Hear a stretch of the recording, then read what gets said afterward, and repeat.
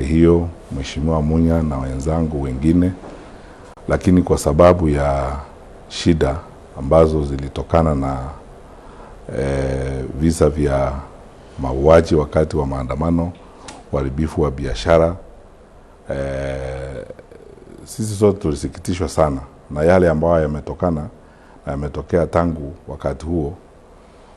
Yanasumbua roho sana na yametusumbua sisi wote, kwa sababu hata matamshi ya viongozi yale ambayo tunaona wakati mwingine ni ya kusikitisha. Lakini hasa nizungumzie hayo maneno kwa sababu safari yetu ya kwenda pande hiyo iliharibika, na I was personally very angry and actually very stressed last Thursday when we didn't make the trip, because it was going to give me an opportunity I've been looking forward to meet with people on the ground and interact with people and make a cultural trip that I've been wanting to make over the years. Okay. Unajua vile nimekuwa nikieleza wengine, even before we talk about kwenda kutafuta kura huko 2027, every part of this country, kila mtu ukiwa kiongozi, every part of this country has got a particular way in which you relate to it. Wakati mwingine sehemu zingine za nchi zinakukumbusha historia fulani, uhusiano fulani na urafiki wa kipekee na sehemu hiyo ya Kenya. Kwangu mimi, unajua, niseme tu ukweli, my uncle Ruben for example na wazee wangu pale wamekuwa wakiniambia kila wakati ya kwamba nikifika wakati huu wa kwanza kuongea mambo ya uchaguzi wa nchi na urais, nifanye trip kwenda Meru kama ile ilifanywa na President Obama, kuja kwenda Siaya. Okay. Mahali baba yake alikuwa ameshikwa, ili aungane na pale, aone kwao, aone watu wao, angalau wafanye ile maombi na ya kiukoo na kiuhusiano kabla ya kuanza hiyo safari ya kutafuta uongozi. Okay. Na mimi nilikuwa nikitarajia kwamba nitafanya hiyo safari. Tulikuwa tumekubaliana na makazi zangu wengine kwamba hata ninaweza kuenda mpaka Agethi Meru, nilale pale ama nikutane na wazee pale. My uncle was telling me sasa nijisikie nimefika nyumbani kabla ya kuanza hiyo safari. Lakini niwaeleze ndugu zangu kwamba unajua wakati huo shida ile iliyotokea wakati wa maandamano, ni ile namna mtu anajiuliza kama do you actually want to be responsible and feel for people, or do you want to politic? Nchi yetu vile iko sahihi Kituru. Ikiwa ni mambo ya siasa tu, watu wanafikiria tuende pale tupige mdomo. Wakati huo watu walikuwa wameuawa, watu wawili Meru, supermarket zimechomwa pale, wafanya biashara walikuwa wanakutana, na mimi nilikuwa naongea kila wakati na wale wazee wengine, na niko na marafiki wengi pande hiyo.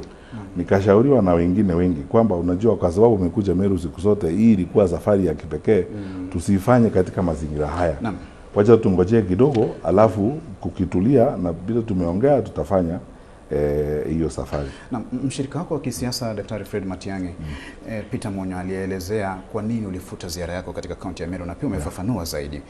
Na alizungumzia kuhusu wahuni ambao walipanga kuchafua ziara yako. Taarifa kutoka kwako zinadokeza nini kuhusu wahuni hawa? Nani ambaye alikuwa anapanga kutumia wahuni? Well, taarifa tuliona ni kwamba wengine hao wahuni walikuwa wamepangwa na labda viongozi wa serikali. Sababu yale mambo ambayo yanafanyika katika nchi yetu tukufu ya Kenya, na nazungumza hivi na nataka Wakenya wanielewe. Siwezi kuzungumza kwa msaha. Nilikuwa waziri wa usalama kwa miaka 5, na kusema tu kweli bila kujipiga kifua ama kujipigia debe, marehemu waziri John Michuki na mimi are the most consequential ministers of security in independent Kenya. Tumekuwa katika hiyo idara ya usalama na tunaelewa usalama wa nchi. I can even say, naweza kukuambia saa hii, I understand government like the back of my hand. Mimi naelewa serikali kabisa, kwa sababu nimekuwa huko miaka 3 tu iliyopita, na ninaelewa yale ambayo yanafanyika. Ninajua nguvu za serikali na uwezo wa serikali. Haya mambo tunaona hapa ya wauni wanapita hapa kupiga watu and so on, huwezi kuniambia eti serikali haijui ni kitu gani kinafanyika. Serikali gani naweza kusema haijui yale ambayo yanafanyika? Uwezo wa serikali, kila wakati tangu uhuru tumekuwa tukiambia watu serikali na mkono mrefu, na serikali inaelewa kila kitu. Sasa mbona wakati huu mkono mrefu umeenda wapi? Mheshimiwa, Rais Ruto amesema hii kitu imechochewa na wanasiasa wa upinzani. Unajua, mbona serikali haiwakamati hao viongozi wa upinzani?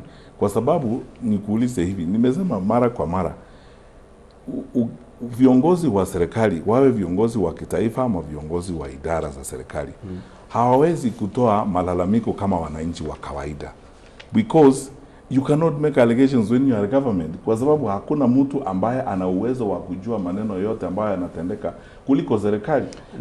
Nataka niwapee mfano mmoja. Wakati mmoja nilikuwa kwa serikali, I briefly acted as Minister for Lands. Some months tulikuwa na shida Kiumwili Murang'a. Murang'a, mnajua yale ambayo yalikuwa yanatendeka wakati huko. Wakati kwa Kiumwili tumekuwa na county security team. Wananiambia hata wakati county security team, unajua waziri, hawa watu labda ni Mungiki, labda ni nani, tujihadhari. Nikamuuliza, unajua sisi tukiwa viongozi wa serikali hatuwezi kutishwa na waharibu.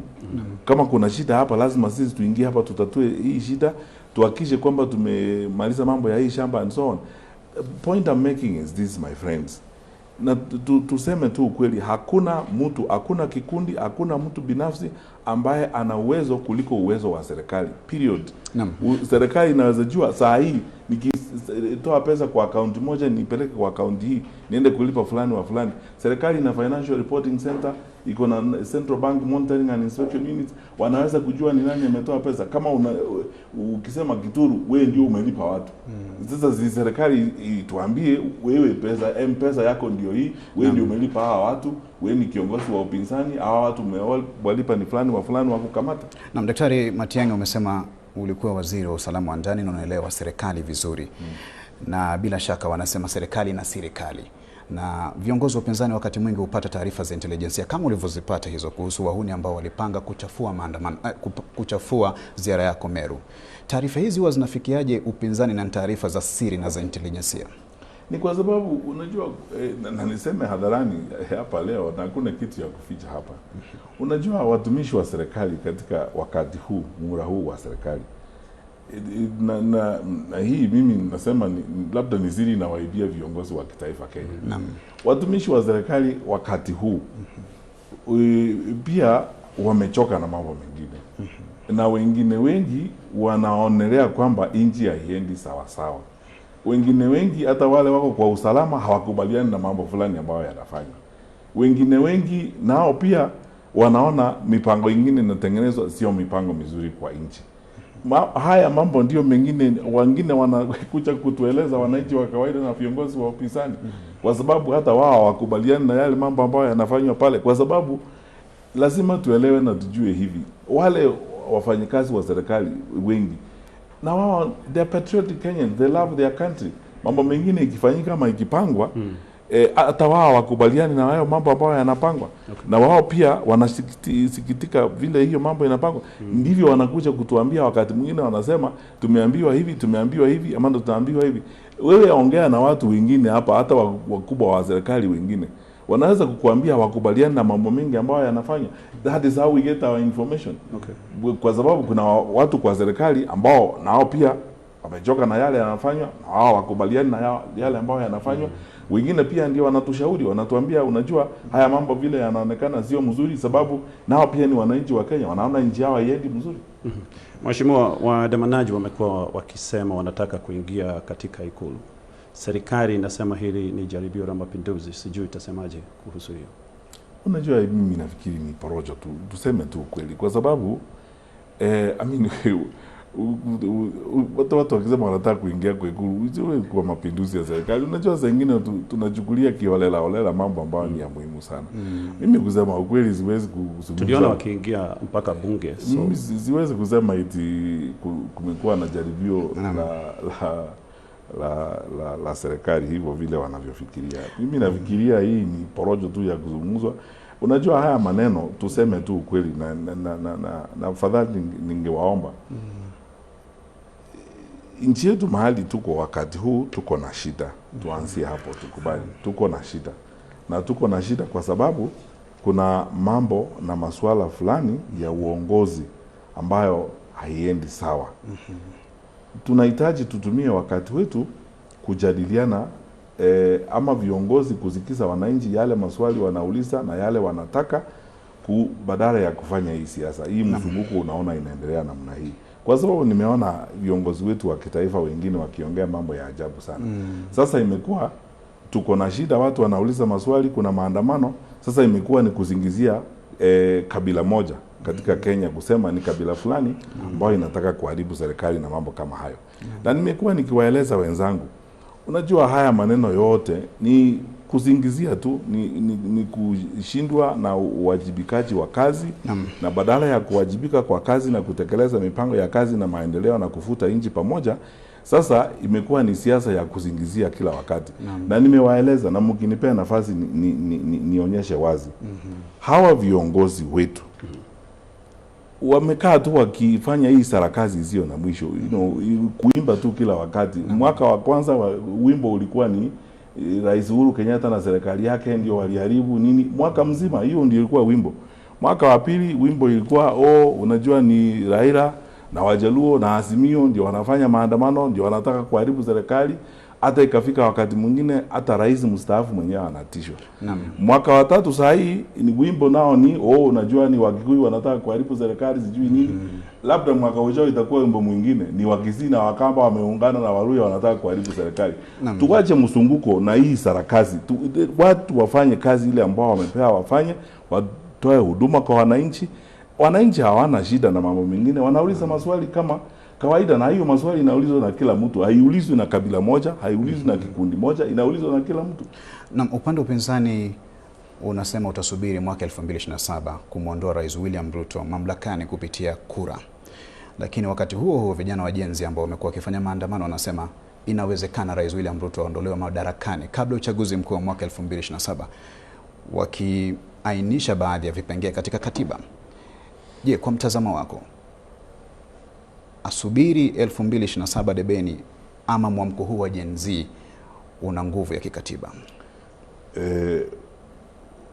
Kwa maoni yangu mimi, kwa sababu tunataka stability kwa nchi yetu na security kwa nchi hii, and we will not have security or stability outside of the constitution. Tufuate katiba. Tumeamua kuwa tutakuwa nchi ya kidemokrasia, tufuate katiba vile iko. Chochote tunahitaji kufanya kwa nchi hii, hata iwe ni mambo ya kubadilisha uongozi ama kufanya kitu chochote, tufanye kupitia kwa njia ya katiba.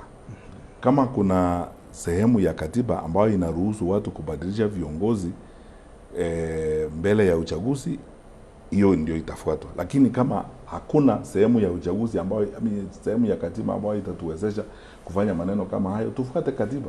Kwa sababu my friends, if we don't follow the constitution, it might work for you today, but what will happen to the country? Let's follow the law. Let's follow the constitution as it is. All of us, sisi wote, our hope for a stable and prosperous country is in living strictly under the law and following the law as it is right now. We can have differences of opinion, we can argue, we can have whatever challenges we have, but we must understand that our security and our future is in living by the law and following the constitution, because outside of it is anarchy. So whatever arguments we have or whatever challenges we have amongst ourselves, let's execute them and follow them strictly within the law, because you might think certain things happen and certain things favor you outside of the law. But that's like, riding a tiger. It can turn around and bite you. Let's follow the constitution. Naam, lakini wenye mtazamo huo wanasema katiba imewapa wananchi nguvu ya kuwakilishwa na viongozi mbalimbali, na rais anaweza ondolewa madarakani kupitia wale wawakilishi ama Wakenya ambao wamepewa nguvu na katiba. Yeah, but you see, the same constitution prescribes how a president can be removed, including a vote of no confidence. That can happen before 2027. And if that's why I'm saying let's follow the law. If that is going to be, if it's changing leadership before the elections, the constitution provides for how that will be done. Okay. But it cannot be a willy-nilly decision. The people who want to sit in the bush and decide this is what's going to happen. I mean, the truth of the matter is this: the necessity of it is clear. The need for it is clear, and people are expressing themselves. Whichever means that is used to do this, I pray it be constitutional. Okay. Whether the change is happening now, yes, or it's happening in 2027. So, Mheshimiwa, tumekubaliana kuna shida hapa nchini. Kwa mtazamo wako, kutoka kwa hali ya sasa, what do you think should be done? Raila Odinga anasema kuwe na mazungumzo. Utazungumza na nani? Generation, I mean, like... Utazungumza na nani? Kwa sababu unajua you know, Gatonye, why I'm laughing about this is that, you know, I think we have to be very careful as a people, and we have to be very careful really as a nation. We are soon becoming, you know, almost like a joke as a country, as it were. Na wananchi wenyewe waelewe, labda tuna nafasi ya kipekee wakati huu kujiuliza maswali na kujibu hayo maswali na kujipanga vizuri kama nchi na kuhakikisha kwamba labda makosa tumefanya hapo mbeleni tumeyarekebisha wakati huu, kwa sababu, na tafadhali, I hope you will give me time to explain this. Okay. Wakati wa kampeni za uchaguzi mwaka wa 2022, mimi nakumbuka mikutano mitatu kati ya mikutano mingi tulifanya wakati huo tulikuwa kwa serikali. Mkutano wa kwanza tumeitwa na viongozi wa kanisa Mount Kenya East, hapa nikaenda Murang'a. Nilikuwa na mwenzangu Waziri Joseph Musheru. Tukaenda pale, viongozi wa kanisa wakatuambia ni closed door, tufunge mlango tuongee kwa ukweli. Wakatuuliza maswali mengi kuhusu serikali, sisi vile tunaonelea nini. Hata wakati huo tukiwa kwa huo mkutano, kuna viongozi wengine wa kanisa waliniuliza kama nitawania kiti cha urais wakati huo. Mwishowe nikawaeleza kwamba unajua, same position that I've taken, let's follow the law. Wakati huo wengine wakaniuliza, unajua, mimi nyinyi mnaonekana kwa serikali mnaegemea upande wa Azimio. Uchaguzi ukiisha, mtakubali kuwe na mabadiliko ya amani ya uongozi kama kiongozi wa UDA atashinda uchaguzi? Nikawaeleza kabisa kwamba unajua, sisi tunafanya kazi na tunafuata katiba vile ilivyo. We may be having inclinations, but we also have obligations. Hata jeshi watapiga kura wakati wa kura, lakini IBC ikitangaza mshindi wa uchaguzi, they will salute the commander in chief, hata kama sio yeye walipigia kura. Sure. We are a constitutionally led country and we are very orderly. Tukaenda kwa mkutano wengine wa viongozi wa kanisa. Niliitwa na Bishop Ole Sabiti hapa Westlands. Nilikuwa na Attorney General siku hiyo na wale wengine IG, kila mtu.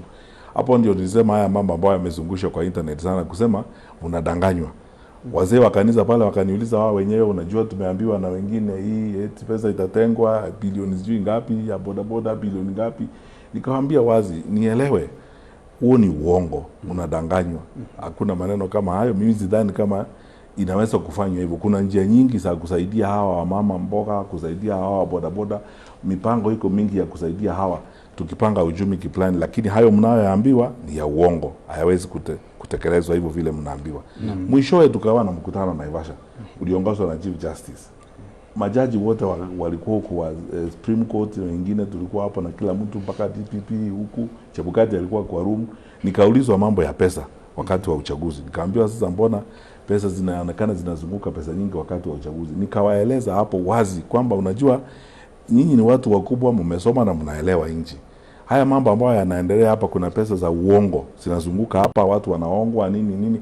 These things are going to affect the outcome of the election, and if we are not very careful, we are going to take our country to the wrong direction. We may end up laundering almost up to 40% of occupants of elective offices, you know, who are basically people not qualified to be in those places, lakini wameletwa hapa kupitia hongo.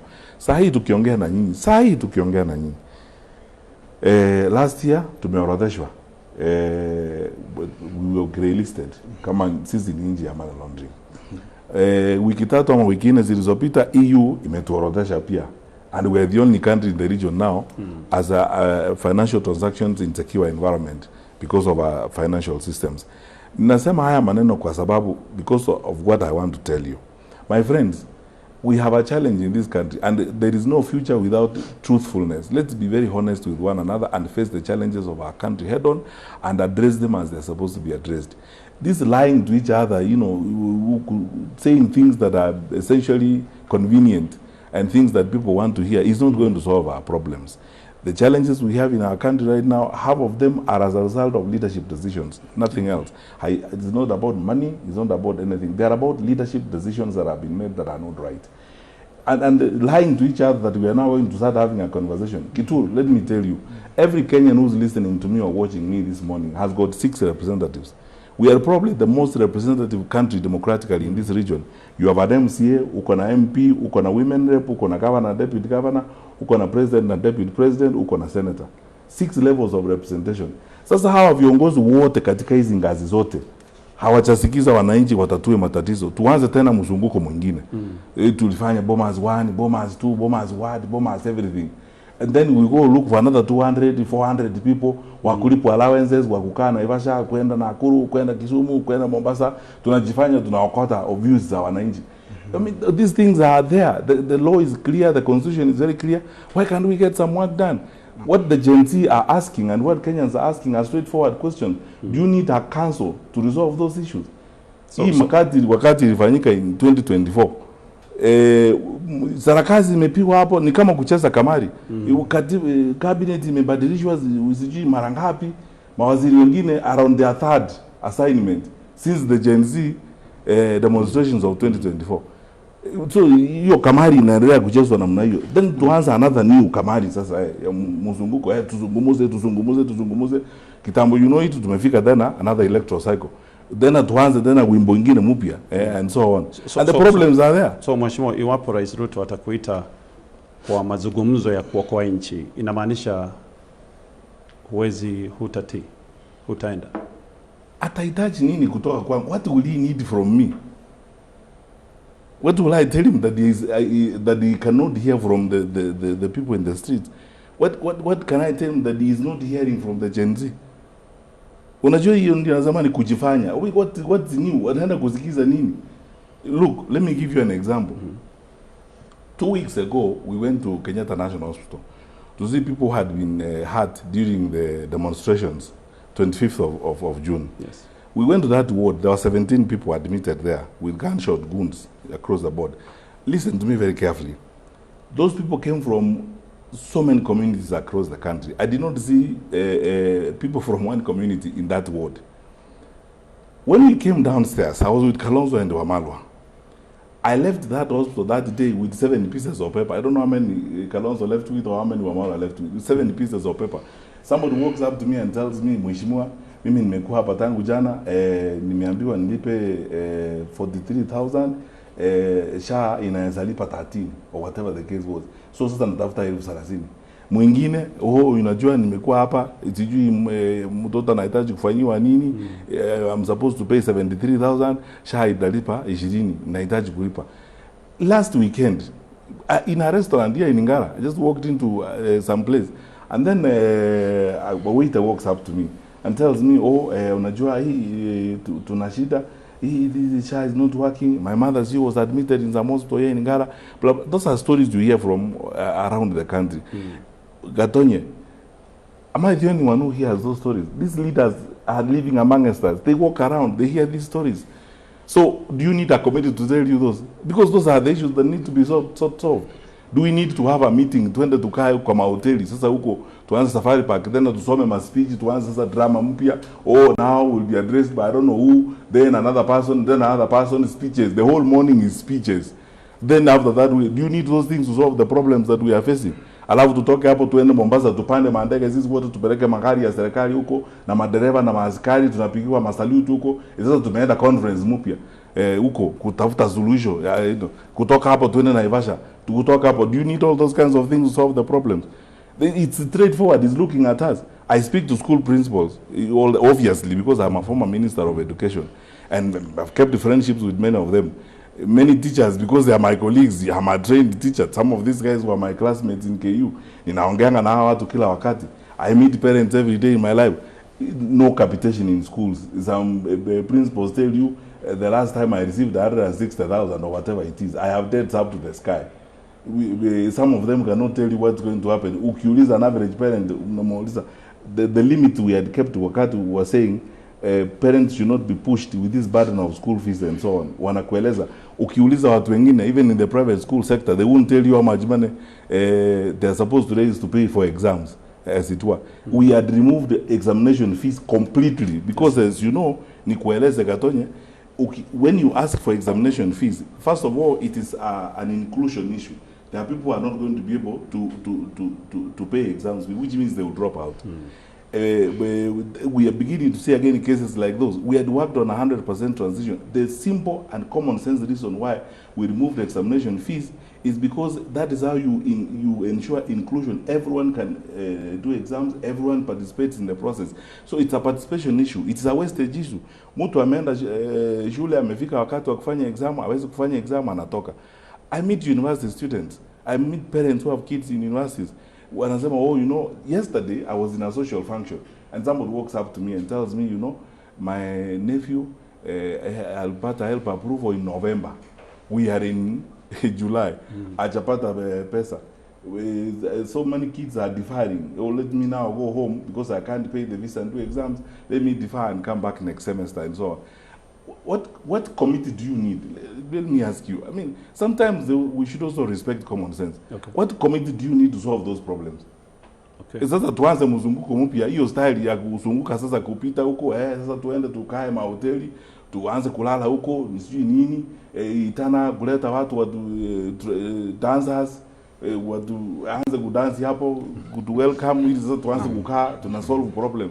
Which problem are we solving? Okay. Let's manage the country. That is what we are being asked to do.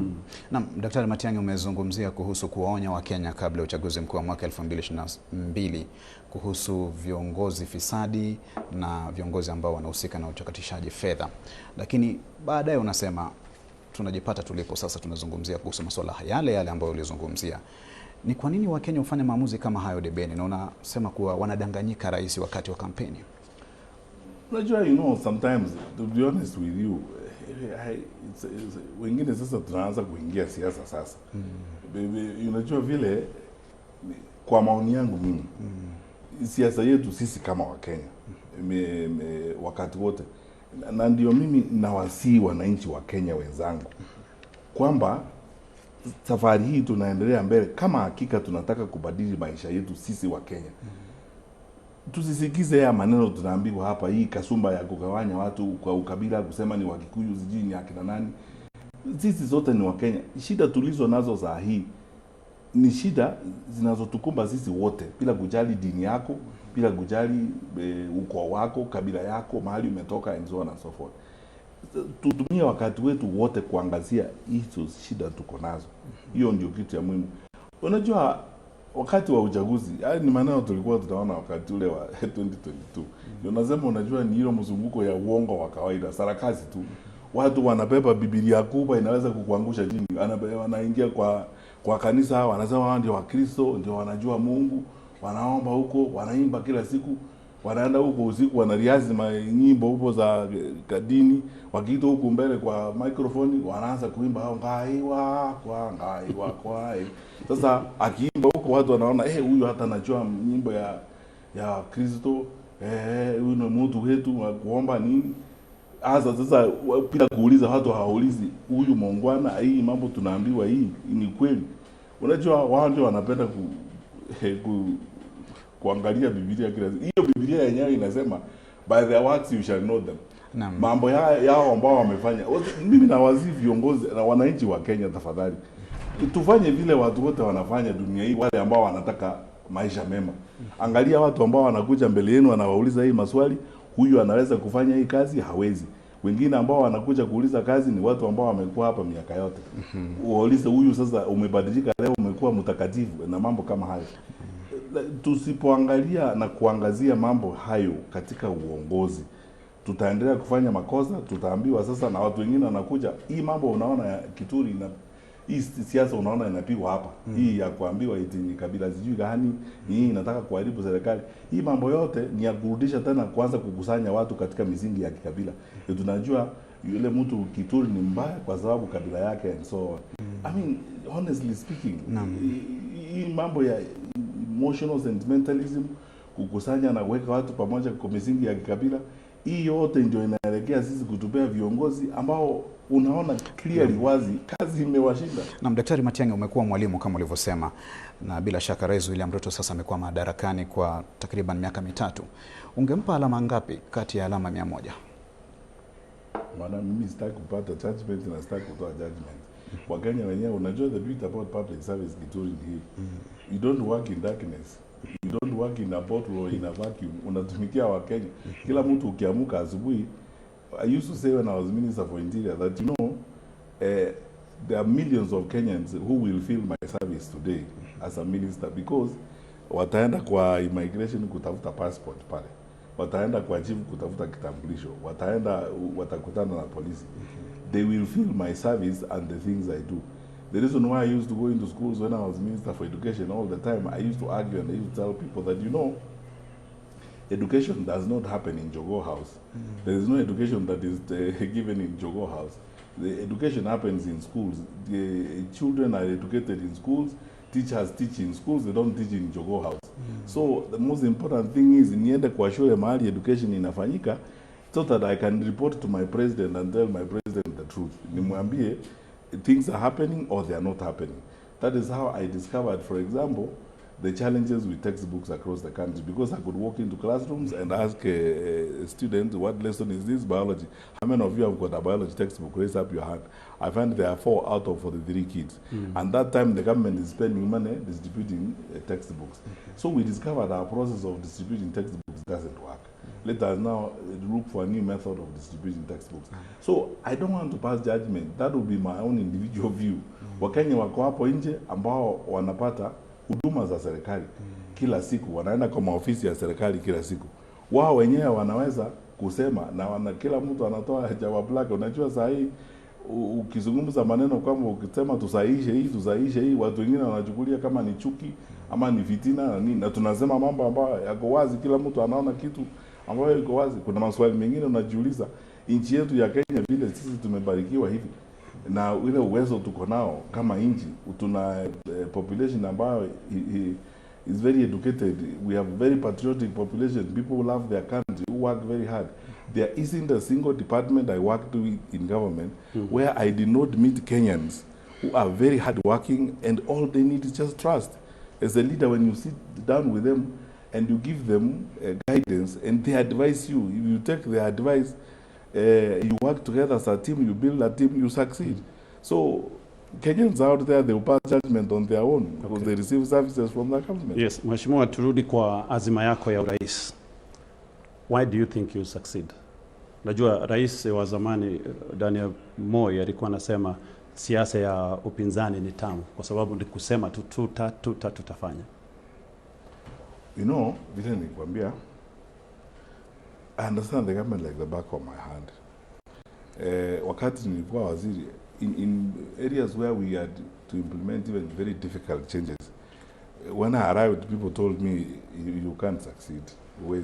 I remember in 2015, when I went to Jogoo House, a lot of people, even my friends, told me that, and I was told this several times in government, even in fact, to start with, the Minister of ICT, I remember one time, a friend of mine telling me that you are going to have the shortest stint in government because driving digital migration is a very controversial matter. The media is not going to agree that you succeed in digital migration. And, you know, because the media is very political, the president is going to be intimidated by the media and he will look for a fall guy. And you will be the fall guy, he will sack you. So a very close friend of mine told me that, you know, sorry, Fred, you are going to have the shortest stint in government. We utapoteza kazi. Then I said, if I will lose my job for doing what I think is right, so be it.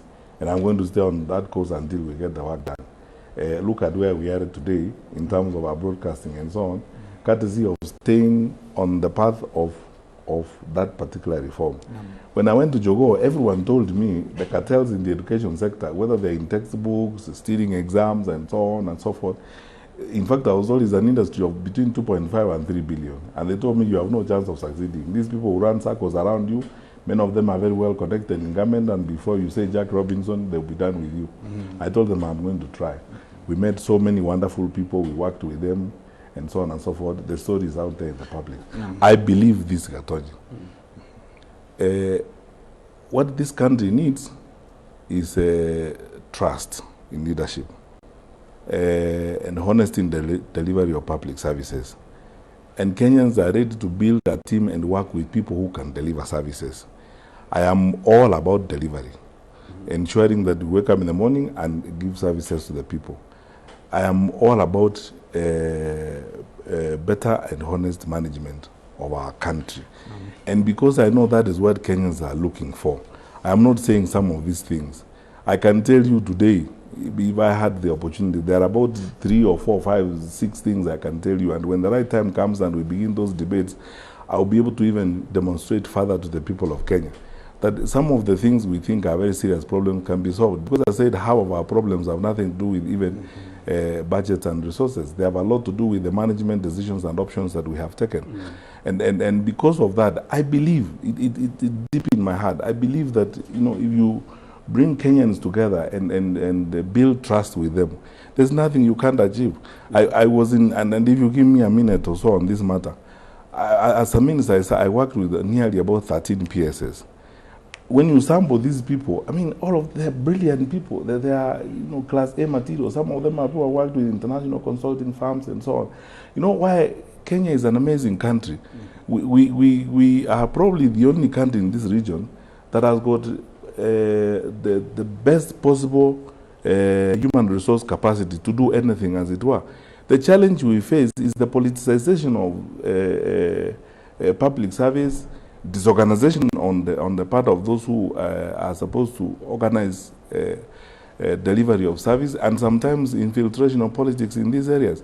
That's why I believe that if people are really, and I believe Kenyans have come to that point where they are tired of this drama, and muzunguko ya siasa tunasema kila siku ya kubeba mabibilia kwenda huko kuimba kutanganya watu. I think time is here for people to get some work done, and really if people are looking for some work to be done, honestly, I am the guy to get things fixed, and I'm the guy of doing the work. Let's go to doing now and fixing things. Naam, wakosoaji wako wanakuona kama kiongozi ambaye hajawahi wania nafasi yote ya kisiasa, japo umefafanua vizuri kwamba ulifanikiwa katika uteuzi wa nyadhifa 2 za waziri katika serikali ya Rais mstaafu Uhuru Kenyatta. Utawaambia nini hawa ambao wanaona wewe si mwanasiasa? First of all, I have got very good news for them. The world is moving away from the political theatrics and political drama. You know, if you look across the world, even strong the democracies are electing technocrats. They are looking for people who can get some work done. They are not looking for establishment politicians, dead in the ghoul survival artists and the political drama across the board. Because everybody has come to this realization that what matters in the long run is not the stories we tell on political platforms. It's the actual work that is done, because what affects your life is the amount of money that you go home with and how you develop your life. And that is not going to be brought to you hiyo haitaletwa kwako na watu wa hadithi kila siku. You know, msunguko huo wa kutoa hadithi kila wakati na kuimbia watu huko. So mimi nafikiri nchi yetu inatafuta uongozi, na nchi yetu inatafuta utekelezaji wa kazi na huduma kwa wananchi. Na hiyo huduma inaweza kutolewa bila hiyo yote drama ya siasa. Lakini nikuulize hivi, iko shule gani wanasiasa wanafundishwa wanaanza form 1 ili tuende kuanza huko form 1 tuje mpaka university alafu tuingie? Iko shule gani? Unajua kila mtu akitokelezea anasema anataka kupewa nafasi ya kujenga nchi yake, anasema mimi nataka kupewa nafasi, watu waangalie rekodi yangu wakati nilikuwa katika utumishi wa umma, waangalie yale ninayoyasema, na tutatoa sera zetu na tutajipanga na wale wengine katika vyama tutakavyo wania navyo, alafu basi wananchi wataamua wao wenyewe. Lakini mimi naamini kwamba kama lazima sasa wakati huu, mimi nafikiri wananchi wataamua wanataka hadithi na nyimbo hizo ama wanataka kazi. Mheshimiwa, inasemekana siasa ni chafu, ni uwanja mchafu, na unataka kujiingiza katika huu uwanja. Sijui umejiandaa vipi? Sijui kama ni siasa ambao ni chafu ama ni watu wachafu ambao wako huko. Sababu unajua lazima, unajua tumekuwa na hii mtindo, hii kazumba ya kuongea tu mambo hii iko namna hii. I mean, the world is full of people who have been in politics na they are very decent people, wamefanya kazi zao, wameenda. Kwa hivyo mimi sijui kama ni siasa chafu ama ni watu ambao wako huko wachafu. Unasema mchezo wenyewe ndio mchafu, ama inapeleka unaweza basi enda ucheze mchezo wako pale vile wewe unajua kucheza huo mchezo wako. Uende kama utaki chafu, utakuwa na chafu. There is nobody, let me tell you my brothers, hakuna mtu ambaye anaweza kukuambia dunia hii eti usiingie pale. So, wakati mwingine mimi nafikiria hiyo kasumba inatumika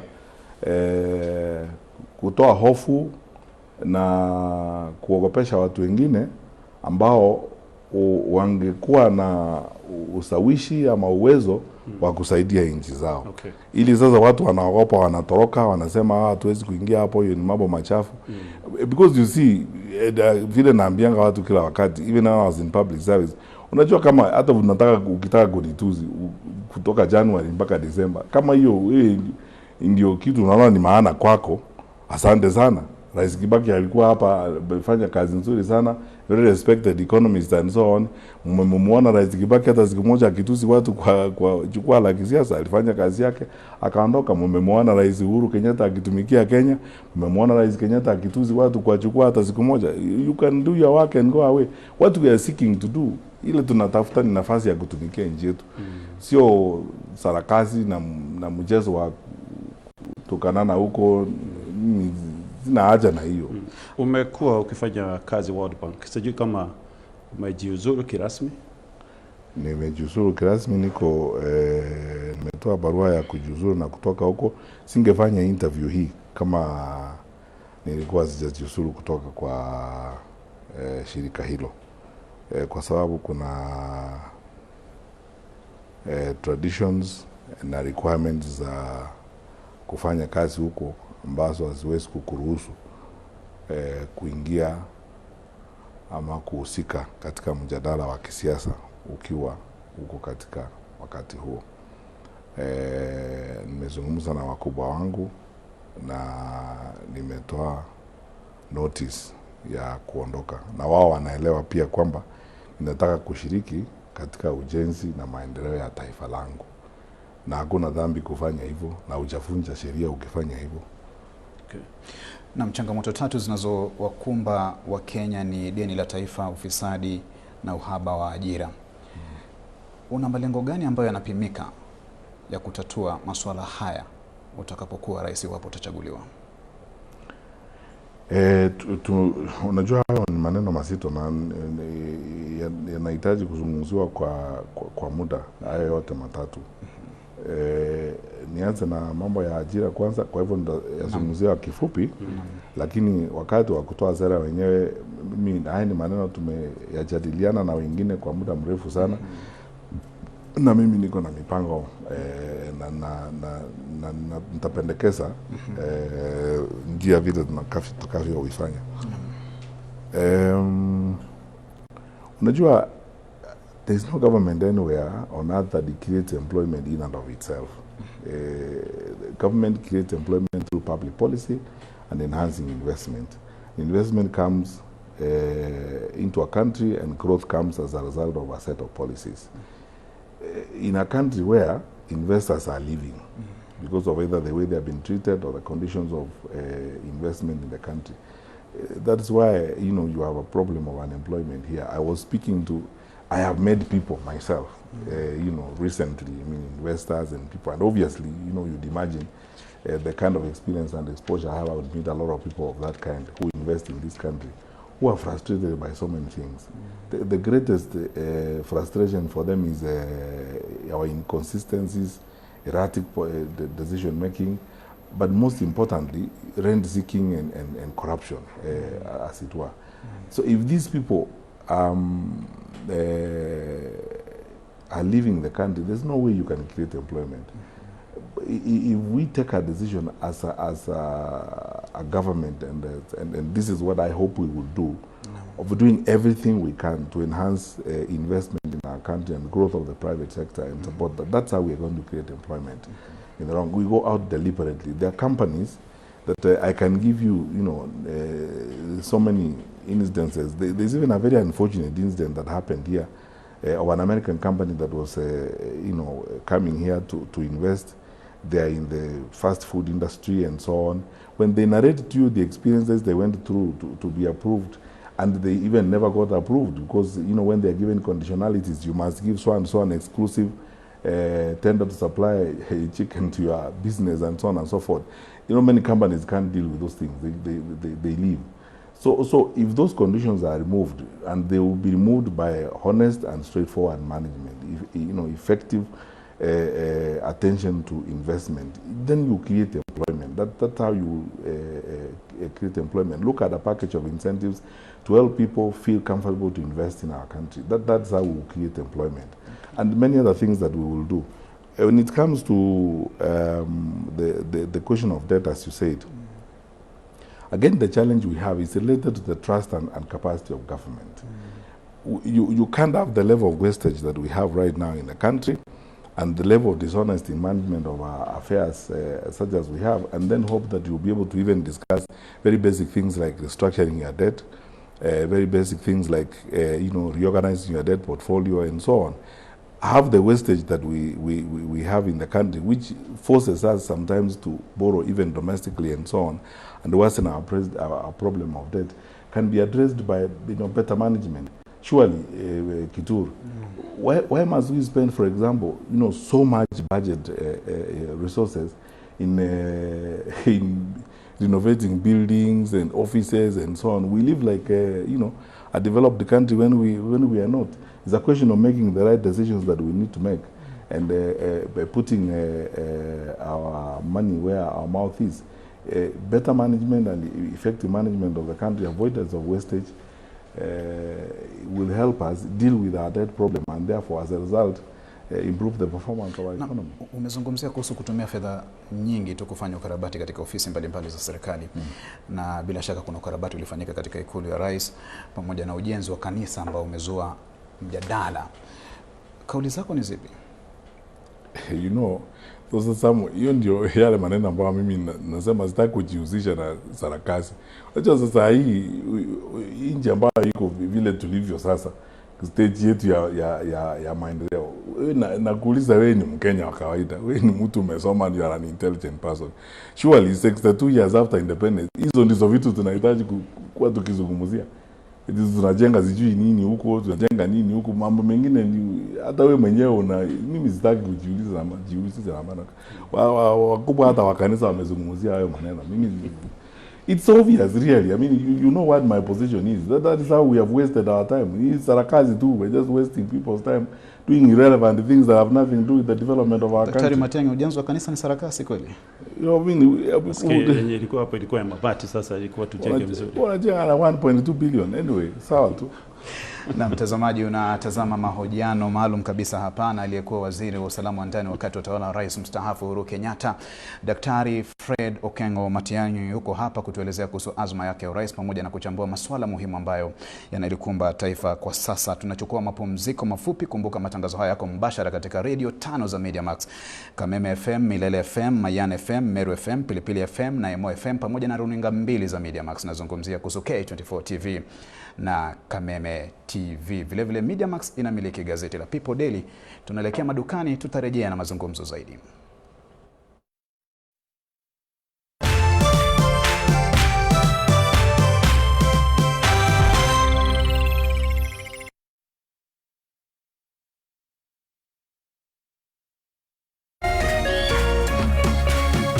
Orerorera Kameme TV.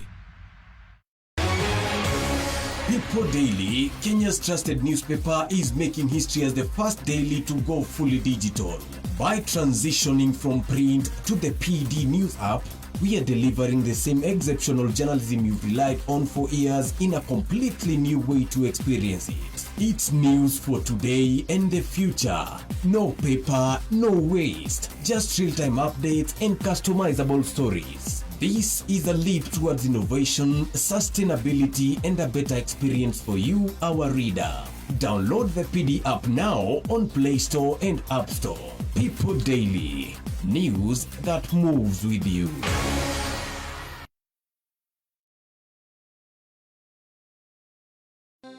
kuma rĩrĩa bũrũri wagĩire na wĩyathi maũndũ macenjagia rĩrĩa mũgambo wa mũingĩ wahĩmbĩrio nĩ atongoria na thirikari. Gĩthomo-inĩ, ũrĩmi-inĩ, wonjoria-inĩ, ũgima wa mwĩrĩ, o hamwe na ũteti. Na nĩkĩo gũkũ gwa Kameme TV tũrĩnyitanagĩra nawe o mũthenya wa mwambĩrĩrio thaa 1 nginya thaa 4 cia hwaĩ-inĩ tabarĩra-inĩ ya Baratha ya Kameme TV, tũkĩrung'a ũrĩa mawatho, mĩtaratara ona ũteti wagĩrithagia kana kũhotomia mamwe ma maũndũ maya.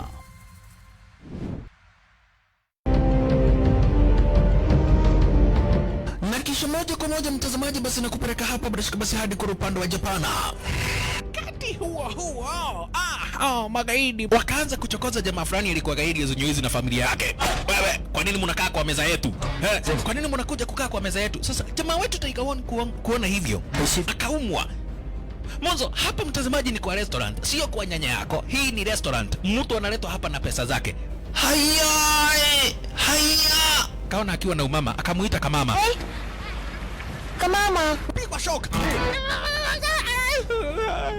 God of Thunder.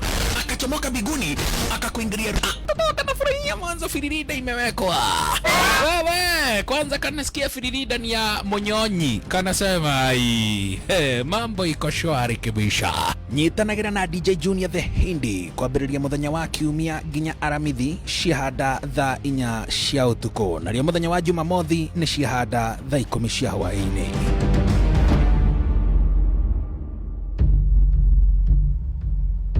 Woza mwokalaiweka mwekuja. Woza Mr. Mavela, Mr. Mandunya, Mr. Mabujeng ni kama sawa kururumia. Nani Wanjiko James aka Miss Kanyoni aka The Lioness kumada kenda cia hwaĩ-inĩ kinya thaa 11 cia hwaĩ-inĩ. Reremboka o'clock Monday to Friday iko nini?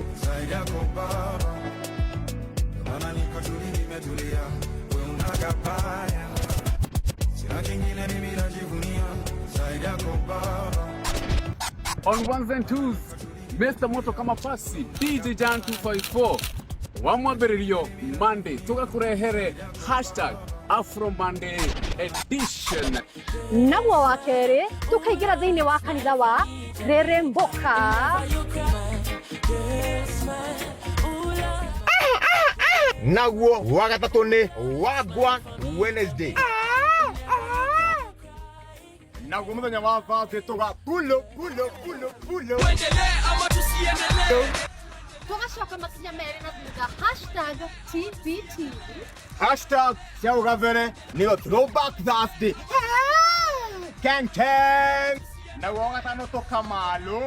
Tukainĩkĩria wiki in style. Thĩinĩ wa Cocktail Friday. We got the juice.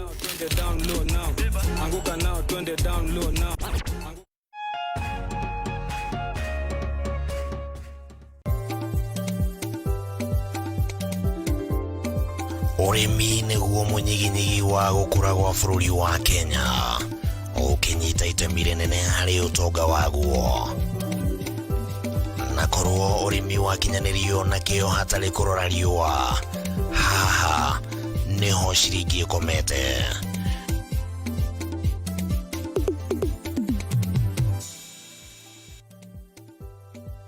Mũrori wa Kameme TV, ĩno nĩ tabarĩra ya Kayũ ka mũrĩmi harĩa tũgũthomithagia maingĩ megiĩ ũrĩmi na ũrĩithi na maũndũ matiganĩte. Ti mũgũnda waku na mahiũ maku nĩ magũkũhe gĩa kũrĩa na gĩa kũnyua na matigie kĩndũ mũhuko. Kayũ ka mũrĩmi nĩ tabarĩra ĩrĩ kũgunaga we mwĩroreri harĩ gũkũrehera njĩra itiganĩte cia ũrĩmi wa kĩmerera na ũrĩmi wa kĩrĩu, harĩ ũrĩa ũngĩthondeka ũtonga kuma tĩri-inĩ o gĩcunjĩ gĩothe kĩa mũgũnda kĩrĩa ũngĩkorwo nakĩo. Na twakinya gũkũ kabuti-inĩ check, kobo-kobo-nĩ check, hatirĩ ũtanganja kana gĩtũmi kĩngĩgiria gũtarĩrie maingĩ megiĩ ũrĩmi wa mũthenya wa ũmũthĩ. Twarana nani. Nyitanagĩra na Bataru wa Mwagĩro mũthenya wa gatatũ thaa 1:30 nginyagia thaa 2 cia hwaĩ-inĩ, akĩrika gũgũtarĩria maingĩ megiĩ ũrĩmi na umithio wa ciringi yaguo. Na haha to kũrĩma tu, nĩ kũrĩma gũkumia. Nĩ gũkũ gwa Kameme TV, mũthĩgi wa rũrĩrĩ.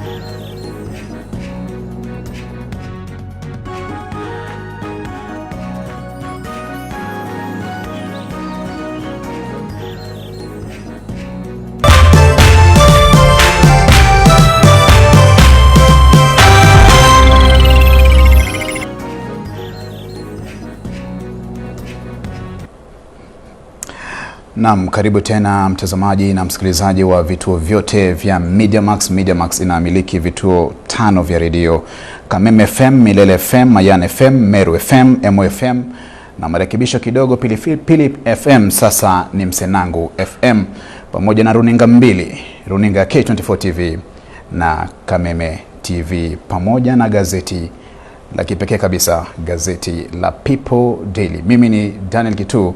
Mahojiano hapa yanaendelea na aliyekuwa waziri wa usalama wa ndani wakati wa utawala wa Rais mstaafu Uhuru Kenyatta, Fred Okengo Matiang'i.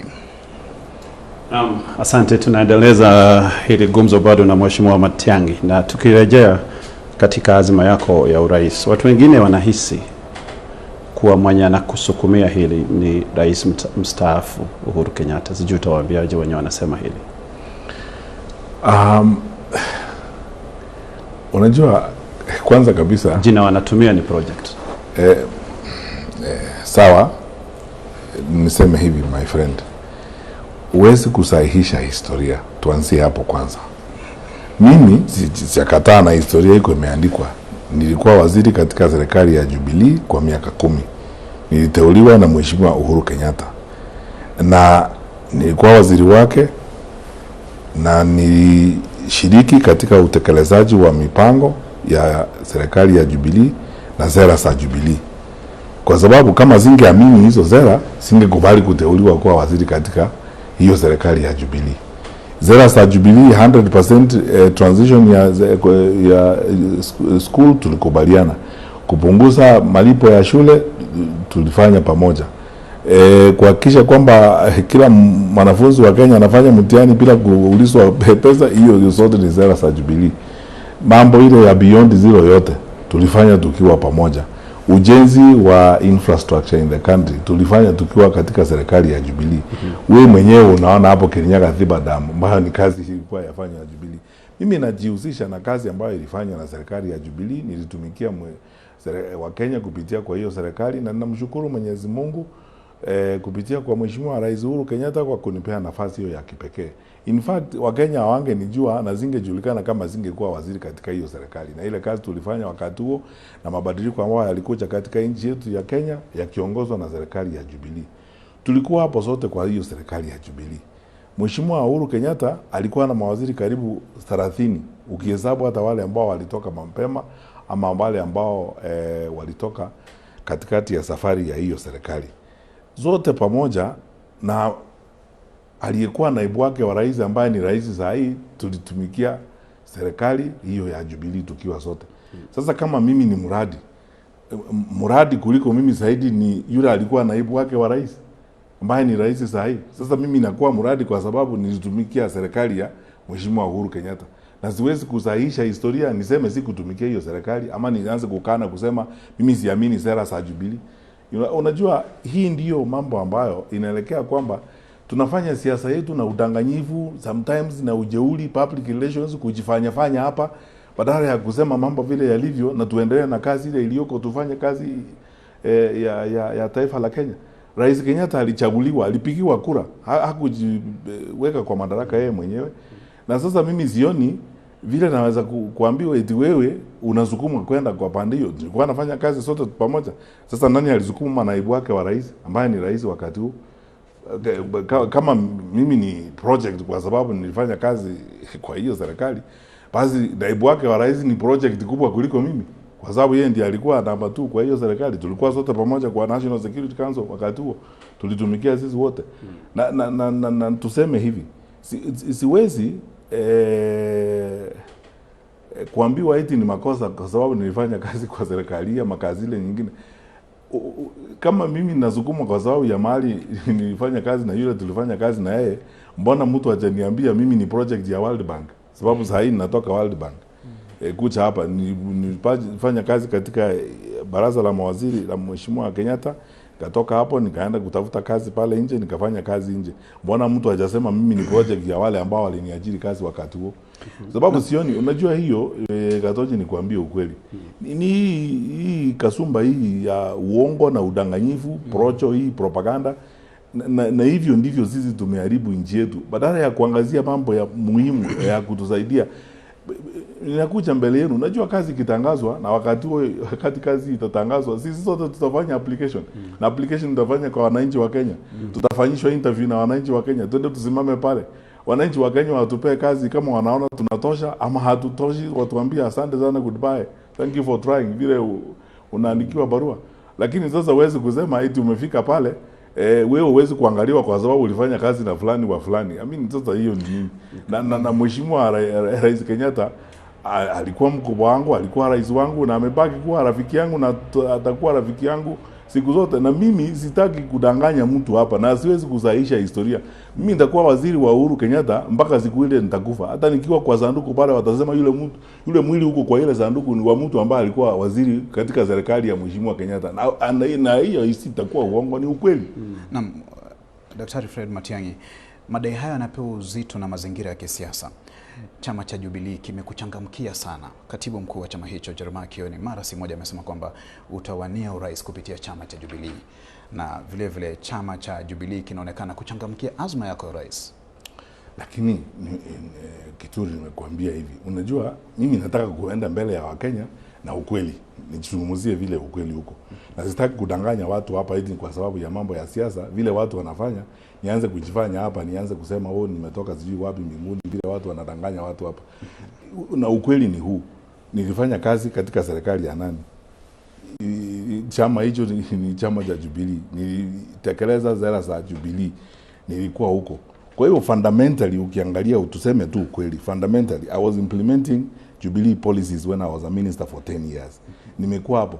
Kwa hivyo ukianza kusema wale ambao tunafahamiana zaidi katika mambo ya kisiasa ni wale viongozi walikuwa Jubilee, kwa sababu tukiongea mambo ya sera tulikuwa tunaongea sera za Jubilee, na chama hicho ndicho chama kilikuwa katika utawala.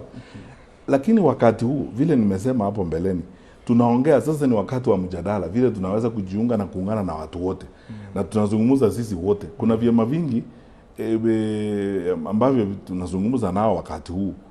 Wengine wananiuliza unaweza kuwania urais kupitia chama chetu, na jibu langu ni moja, ngoja tuzungumze na wengine, hata hao wa Jubilee ambao mimi nilitumikia katika serikali yao, ambazo sera zao ndio mimi nafahamu zaidi kwa sababu nilikuwa nao kwa serikali.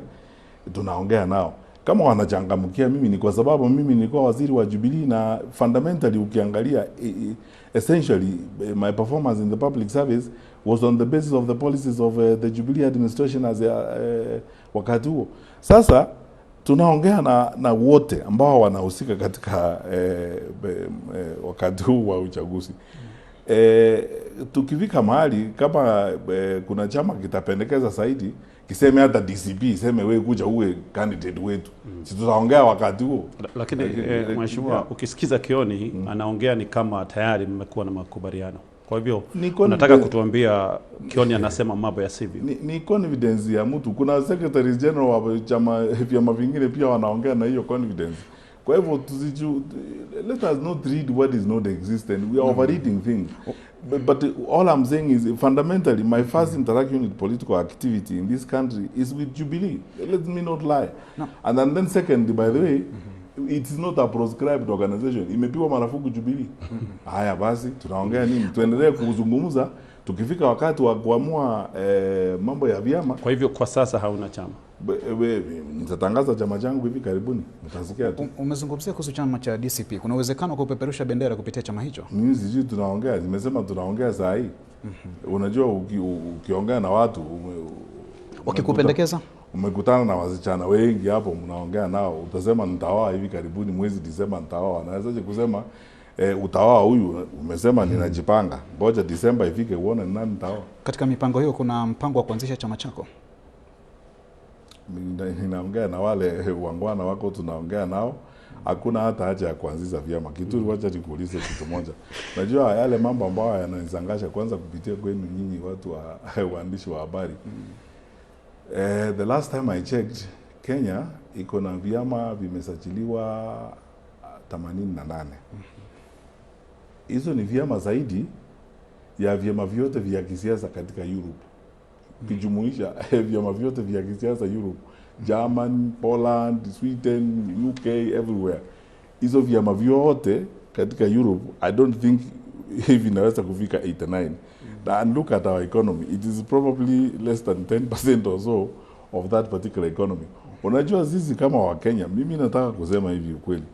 Tusipokuwa serious na makini kuhusu siku zetu zijazo, tutaendelea na huu mzunguko wa kuharibu maisha yetu tukidanganyana hapa na mambo ya vyama. Kwa sababu utaona uchaguzi ukifika, kuna watu ambao wako kwa vyama, hata wale wako kwa vyama viko katika utawala, na ni watu wako na shida nyingi ama wameleta shida nyingi. Utaona wakienda pale wakifaa uniform mpya, alafu wakiingia kwa stage kwanza kuimba tena wimbo mwingine, ni kana kwamba wamepatizwa, wamekuwa watu watakatifu baada ya kuingia kwa chama kingine. Kuna wanasiasa katika nchi ambao wamevuka vyama mara 5 ama mara 6, kila uchaguzi wanaenda chama kingine, kila uchaguzi wanaenda chama kingine. Sasa mimi nafikiri shida sio wale wanasiasa ama wale viongozi, shida ni sisi wananchi. Watu wanatudanganya kila wakati. That is the way in which I see hii mambo ya kuzungumza kuhusu chama. Kila siku mtu anakuuliza utaenda chama gani and so on. Saa hii Gatonye, hata nikienda chama inaitwa Miti, nitakuwa Fred Matiang'i tofauti na yule ambao unaona mbele yako. Ni mimi. Nikienda niingie chama inaitwa sijui Ndizi. Bado lakini mheshimiwa na sera zangu zile tutakupanga ni hizo. Sasa angalieni viongozi kwanza. Yes. Na nataka pia pigeni msasa viongozi na tuangalie sasa hawa wanatuelekeza wapi na tunaenda namna gani. Ndiposa nasema tunazungumza wakati huu, na sitaki kukata kauli kwa sababu nimejiingiza kwa mazungumzo na wenzangu katika upinzani. Aliyekuwa naibu wa rais Rigathi Gachagua alisema utakuwa na nafasi bora zaidi ya mazungumzo ukiwa na chama yako. Lakini ni maoni yake. Unajua tuko katika demokrasia. Na unajua so hiyo kauli unaichukulia aje? Tuko kwa demokrasia. Demokrasia kila mtu ako na maoni yake, na uwezi kukosoa mtu kwa sababu ako na maoni haya maoni yale mengine. Na ametoa mapendekezo yake. Hayo ni mapendekezo yake ametoa kama kiongozi. Na kuna viongozi wengi ambao tunazungumza nao. Hata hapo katika kikundi cha upinzani kuna viongozi huko pia. Nao wana maono mengine na mapendekezo mengine. Tutaingia kwa room sisi wote tuzungumze. Tuone vile tunaenda mbele. Na sitaki kuanza kukata kauli mbele ya sisi wote kuzungumza, sababu nitakuwa nimefanya makosa kwa wale wenzangu wengine. Na katika ufafanuzi wako umeonekana kufutilia mbali uwezekano wako kuwa na chama. Je, kuna uwezekano wako kugombea kama mgombea wa kujitegemea, yani independent? No. Unajua hiyo ni mambo yako umesema. Mimi nitakuwa kwa chama. Na nitatangaza hiyo chama hivi karibuni. Ndivyo nimesema. Na hakuna haja ya kupiga story kubwa. Mimi nitawania urais, nitakuwa kwa chama, nitatangaza hicho chama very soon. Saa hii niko katika hali ya kuzungumza na wengine ili nihakikishe kwamba uwezi kwenda mbele peke yako, lazima uende mbele na wenzako. Na mmeniuliza uhusiano wangu na Jubilee, nimewaambia mimi my public service record yote vile nimekuwa kwa public service nikiwa na Jubilee, sababu nilikuwa waziri wa Jubilee na sera nilizotekeleza ni za Jubilee. Kwa hivyo uhusiano wangu wa kwanza wa kisiasa ni ule wa Jubilee. Na naongoza na wale viongozi ambao unaweza kusema kisiasa tumejuana, sababu tulikuwa tukiongea tukiwa pamoja, ni hao wa Jubilee. Kama siasa ingekuwa ukoo wangu wa kisiasa ungekuwa ukoo wa Jubilee. Sasa tunaongea na wengine tukiendelea mbele. Mheshimiwa, tumewaona katika muungano wa upinzani, lakini pia tumesikia kuna mvutano chini ya maji. Hali iko namna gani? Unajua wakati siasa yetu iko na porojo mingi sana. Unajua hata watu wakati mwingine mkiwa katika kikundi moja kama ni kikundi cha upinzani, mnaingiliwa hata na wale wako kwa serikali, propaganda inaanza kutoka pande ile, watu wanaanza kuwazungumzia maneno. Unajua saa nyingine unasikia kucheka kwa sababu tunafurutana na hata hatujaanza. Tumeanza kukutana hivi majuzi. Sasa tunafurutana na hata hatujaanza safari. Kulikuwa na hizo ripoti wiki iliyopita kwa gazeti kuwa kuna wale wengine wanasema Matiang'i, wengine wanasema Kalonzo, ati kuna migogoro, kuna mivutano kidogo. Ngoja nikueleze my friend. Yes.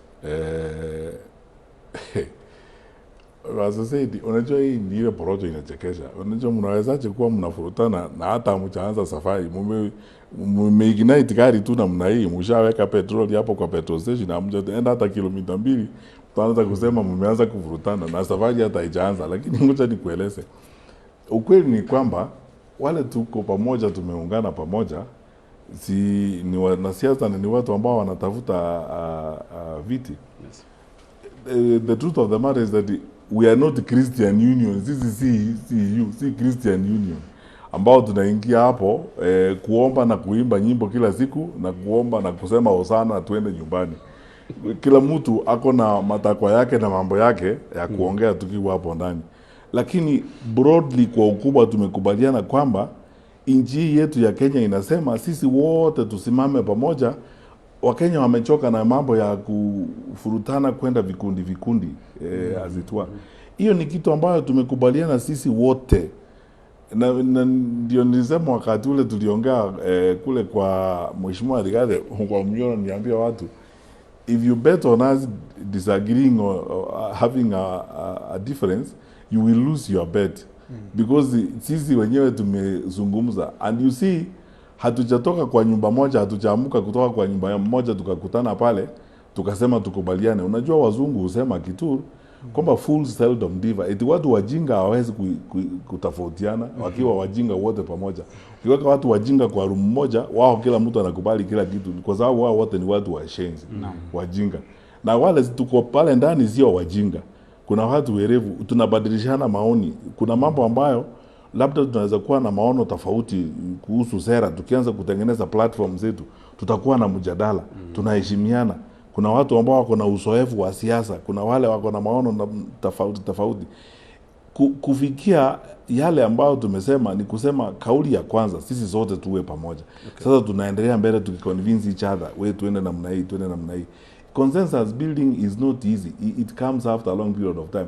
Lakini to start passing judgment, we have not even done 5 kilometers. Wameanza kukorogana ni kwa sababu ya porojo. Una uhakika utakubaliana kuchagua mmoja wenu kama mgombea wa urais? Tumekubaliana hivyo. Tumesema Wakenya wanataka sisi zote tusimame pamoja. Na tunaongea tutasimama pamoja. Hayo ndio matakwa ya Wakenya saa hii.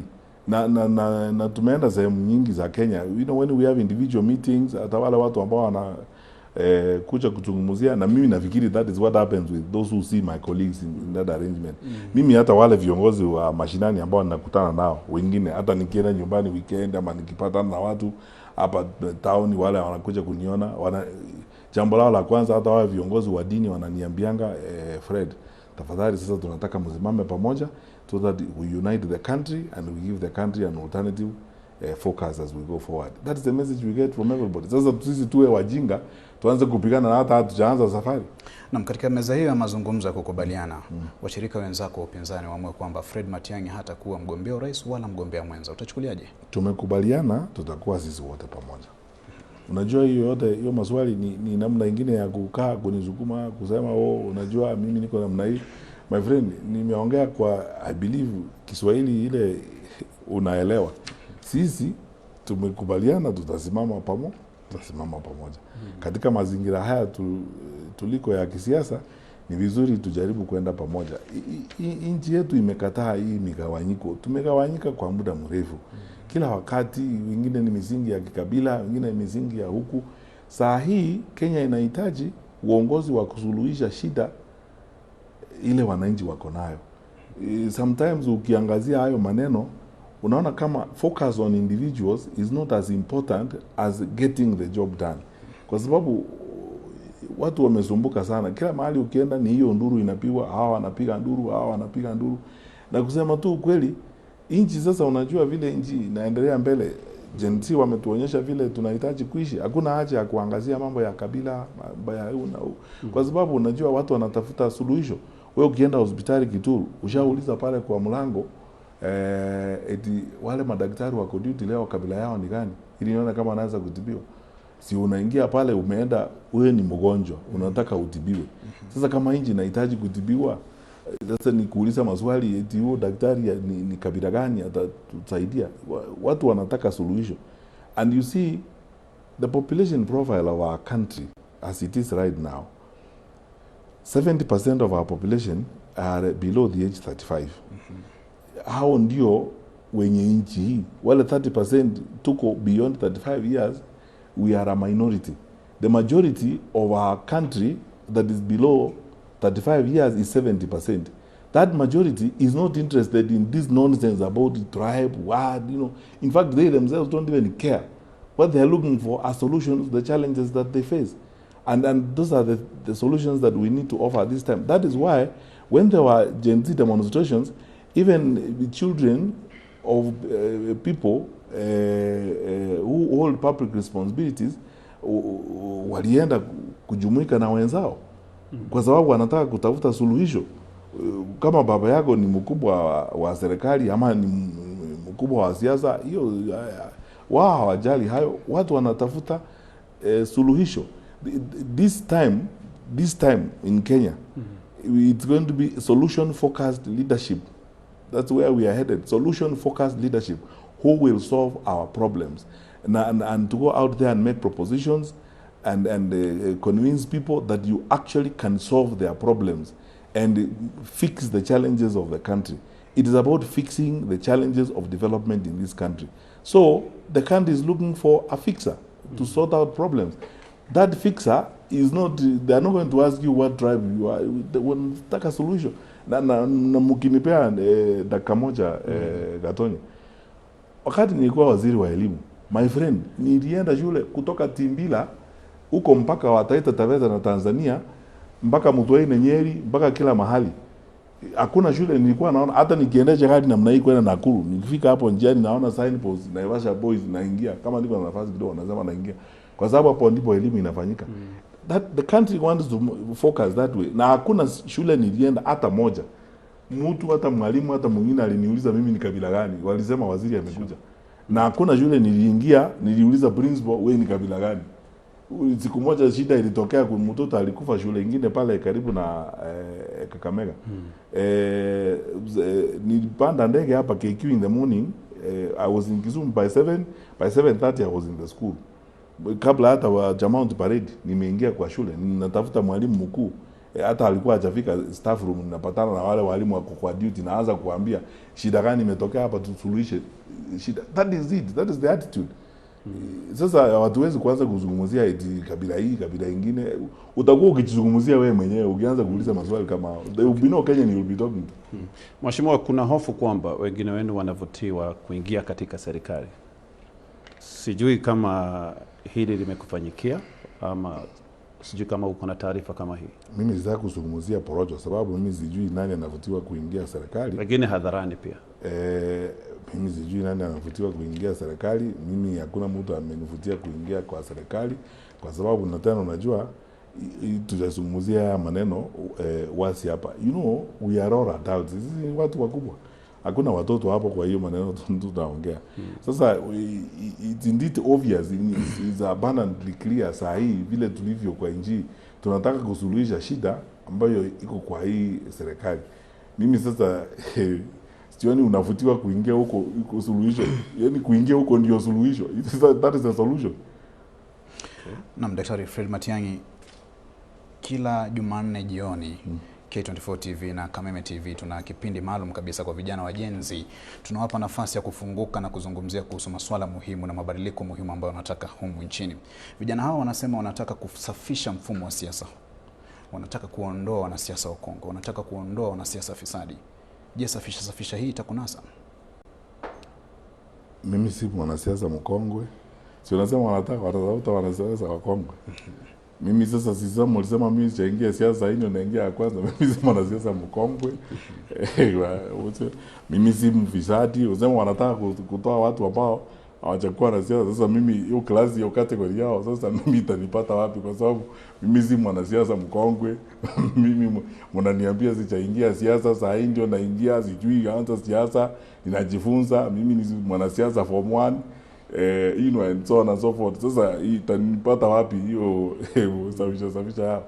Sababu hiyo wanasema mufisadi, mimi si mufisadi. Sasa nini wanasema kitu kingine? Wanasema mtu ambaye hajui kuzungumza Kiswahili. Nimejaribu kuzungumza Kiswahili, sasa kitu kingine gani wanasema inaweza kunilasa? Wewe ni chaguo bora kwao. Mimi sina shida. Honestly speaking, mimi hata sitaki kusema eti najipigia debe. Honestly speaking, I think kama nchi inataka seriousness and delivery of services, I'm probably one of the candidates they should look at very carefully. Kwa sababu naambianga watu kila wakati, unajua kitu mimi kwanza, kwa sababu sijaingia kwa hiyo maneno, I have no scores to settle with anyone. I am here for only one purpose, making a contribution to fix the challenges that face my country. And to go forward. Sasa mimi sina shida na mtu, I have no political debts or anything. I am like them, I want a better country. Like them, I want to solve these challenges. Nikwambie ukinipea dakika moja. Okay. Wakati nilikuwa waziri wa elimu nilienda Parents Day Pangani Girls. Niseme au wale walimu na wanafunzi wa Pangani hawata nilaumu nikisema haya.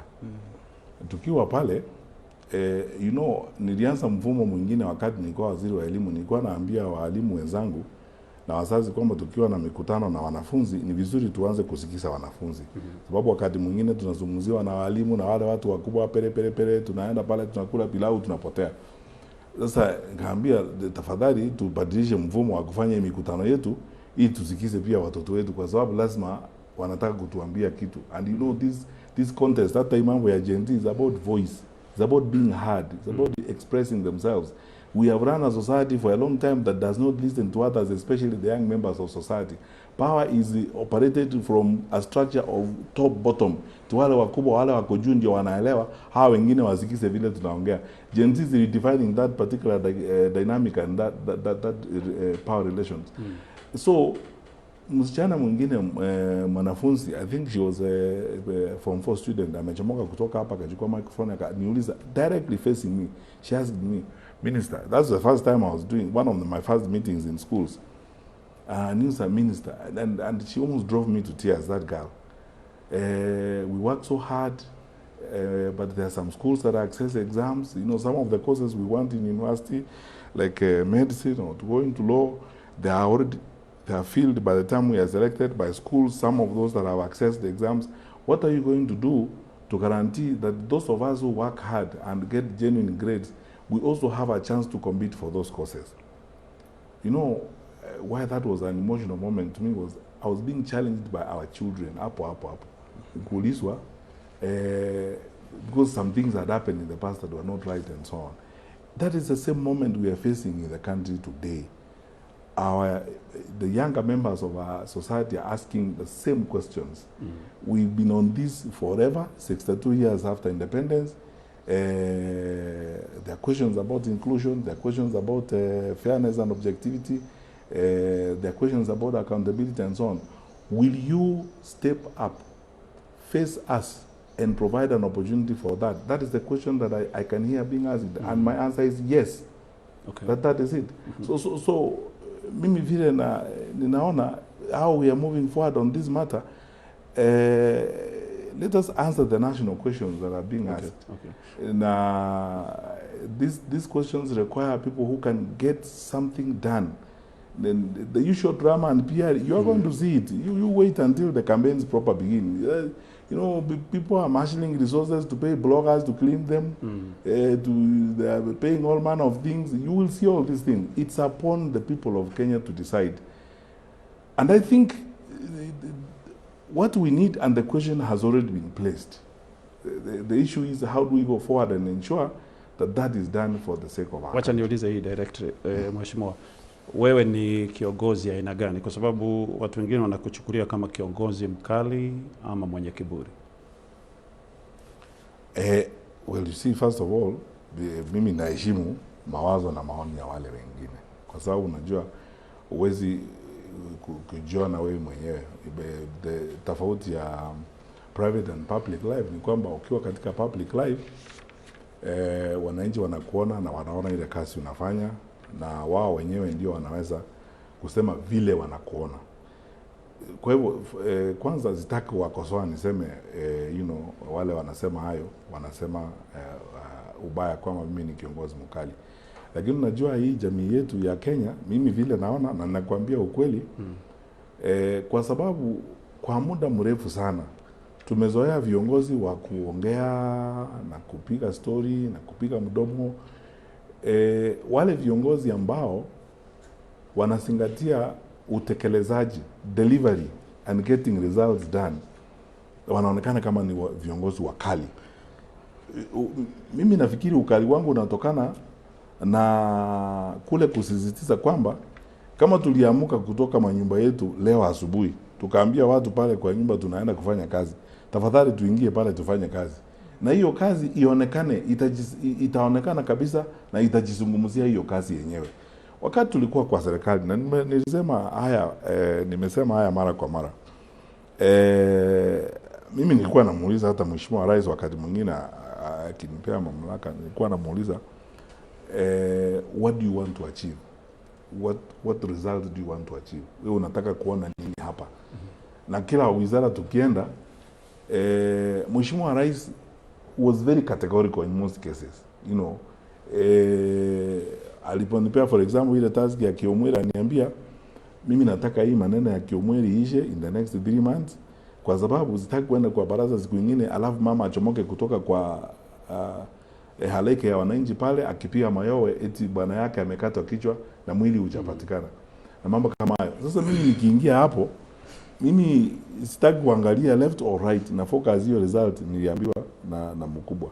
Ikifika tarehe 30 September tutoe title deed, Wakati nilienda kwa Ministry of Education, Rais aliniambia hii ushenzi inaendelea hapa ya kuiba mtihani itatuharibia jina na sisi tutakuja kusumbuka, na akaniambia wananchi kila mahali ninaenda ni nduru ndio hiyo inapigwa. Mimi sitaki maneno, nataka muhakikishe. In fact hata wakati alitutisha, alisema hii kitu kama mtatafisha mtafute nchi nyingine.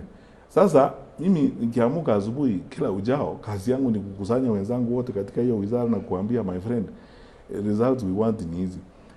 There's someone who described this. I can't remember whether it was Lee Kuan Yew or somebody, one of the big performers and big achieving leaders.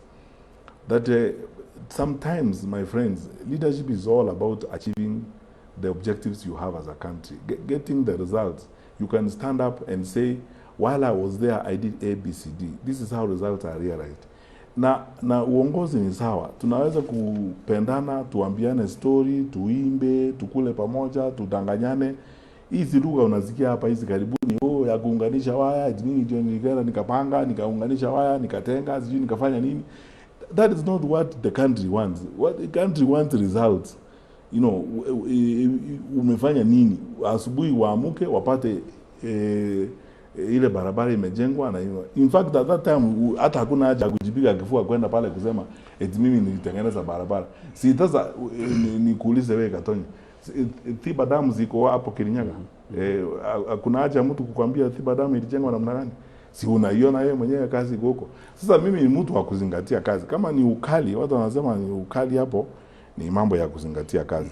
Na kama ni mambo ya hiyo kusema kiburi, mimi sijui wanasema nini, lakini ni ile kusisitiza kwamba mimi huwezi kunidistract, kunivuta hivi ama kuniambia hivi.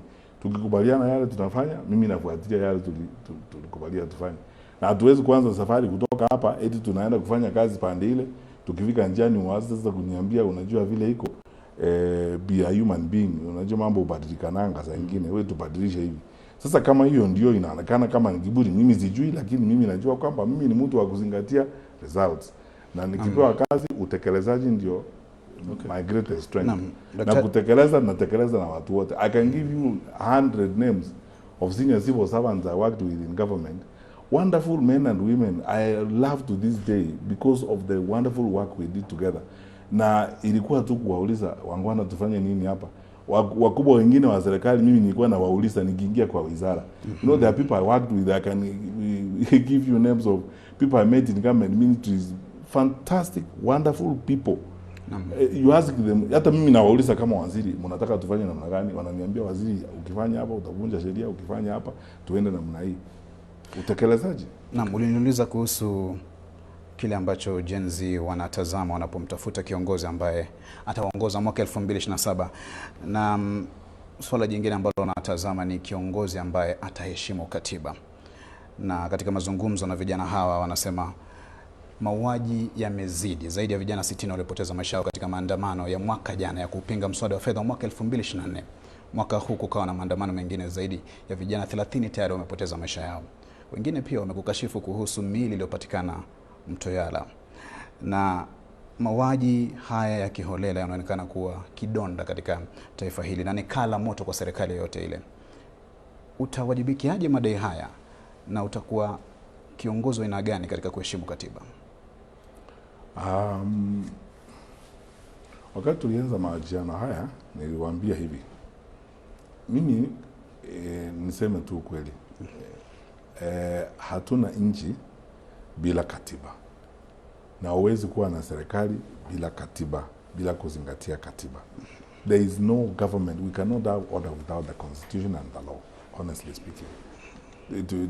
Tukianza kuzungumza mambo mengine nje ya sheria na katiba tunajidanganya. Mimi nimeheshimu katiba wakati wote nimekuwa katika utumishi wa umma. Nimechukua kiapo. Kuna wakati tumetofautiana, hata wakati mwingine na wakubwa kwa serikali wengine. Mimi kila wakati nawaambia tunafuata katiba vile inasema. Na kwa sababu umeniuliza haya maswali, nataka nikueleze tu polepole vile yalivyo. Unajua, kwa sheria kwanza, ukiwa waziri wa usalama, vile nilikuwa waziri wa usalama, watu wanafikiri ukiwa katika wizara hiyo una nguvu kufanya kila kitu. That is not true. Constitution 2010 tulio nayo is very strict, especially on the ministers, because they know what you can do if you are not kept within a framework of control. Mimi nashukuru, nimesema haya wakati mwingine na katika sehemu zingine, kwamba nilipatika kuwa katika serikali na wanasheria wa ajabu sana. Mimi na mwenzi Professor Githu Muigai, ambaye alikuwa Attorney General wetu. I mean, probably one of the best lawyers that this country has ever produced. Smart brain. Secondly, retired Justice Kihara Kariuki. Fantastic people, very clever and very, very honest. Kila ukifanya kitu unamuuliza Attorney General. Na hawa wawili, hawa wanasheria wakuu, kila wakati tukiwa na shida unaenda pale. Retired Justice Kariuki, very honest man, Christian, anakuambia waziri, sheria haikuruhusu kufanya haya, usifanye haya. Kwa hivyo wakati wote mimi nilikuwa kwa serikali, sisi tulifuata sheria katika utekelezaji wetu. Lakini nisungumuzie makosa ambayo yanafanywa na watumishi wengine wa serikali, wakiwemo maofisa wa usalama. Kwa sababu tuko na sheria. We are a country that is governed by the law. Tuko na sheria.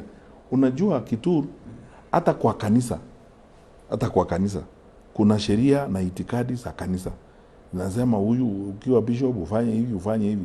Ukienda nje ya hiyo, kuna kikundi pale cha viongozi ambao watakaa waseme huyu bishop alifanya hivi, alifanya hivi. Sasa imefika wakati wa kuadhibiwa, na utaadhibiwa. Kutoka hapo utatolewa.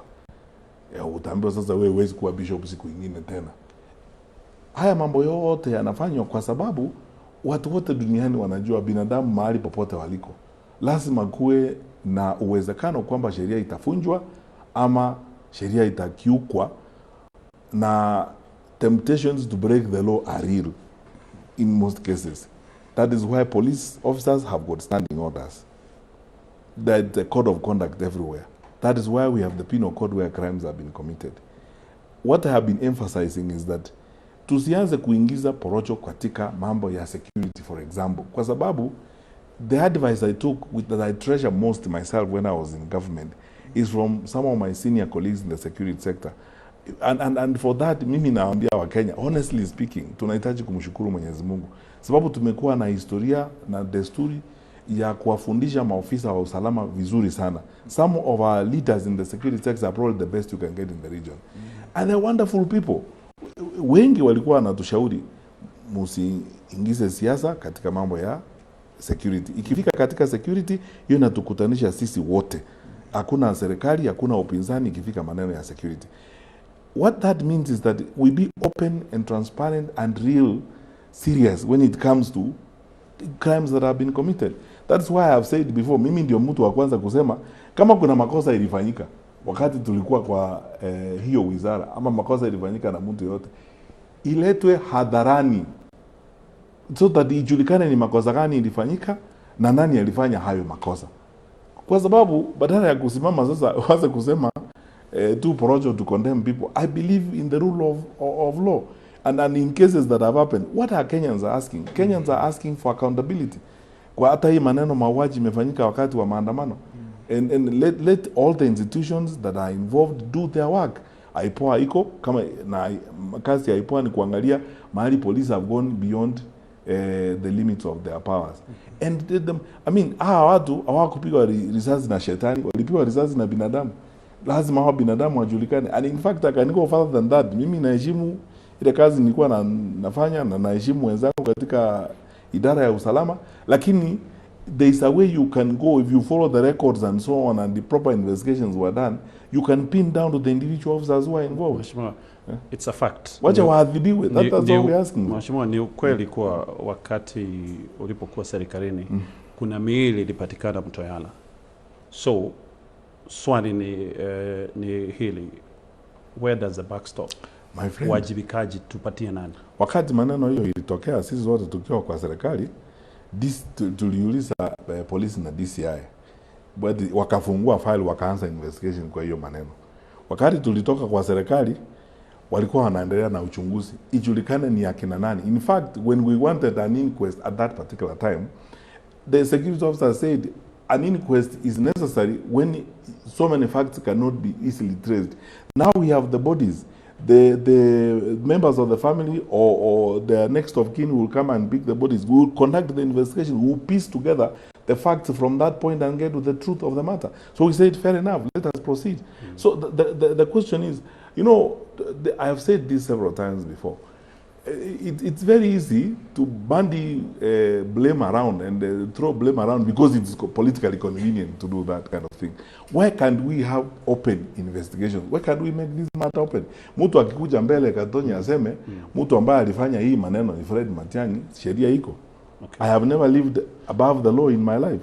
So when you ask me about response, you ask me to make a decision and judgment on a matter that facts have not been brought out to light. And if we go that direction, we are going to repeat the same mistakes that are going on now, where there are problems and instead of solving the problems, ni siasa tunataka kufanya nayo. Mheshimiwa, tukianza haya mazungumzo ulisema serikali iko na mkono mrefu, serikali inajua kila kitu kinachofanyika. So sasa hivi unataka kutuambia serikali yenye ulikuwa unafanyia kazi haikujua ama haina habari? That is why, Gatonye, the DCI had opened the file. DCI had done investigations. There are reports in those files that need to be looked at. I didn't go away with them. And I will not deny that our officers did not know about the matter. Why can't they share what they know? That's what I'm saying.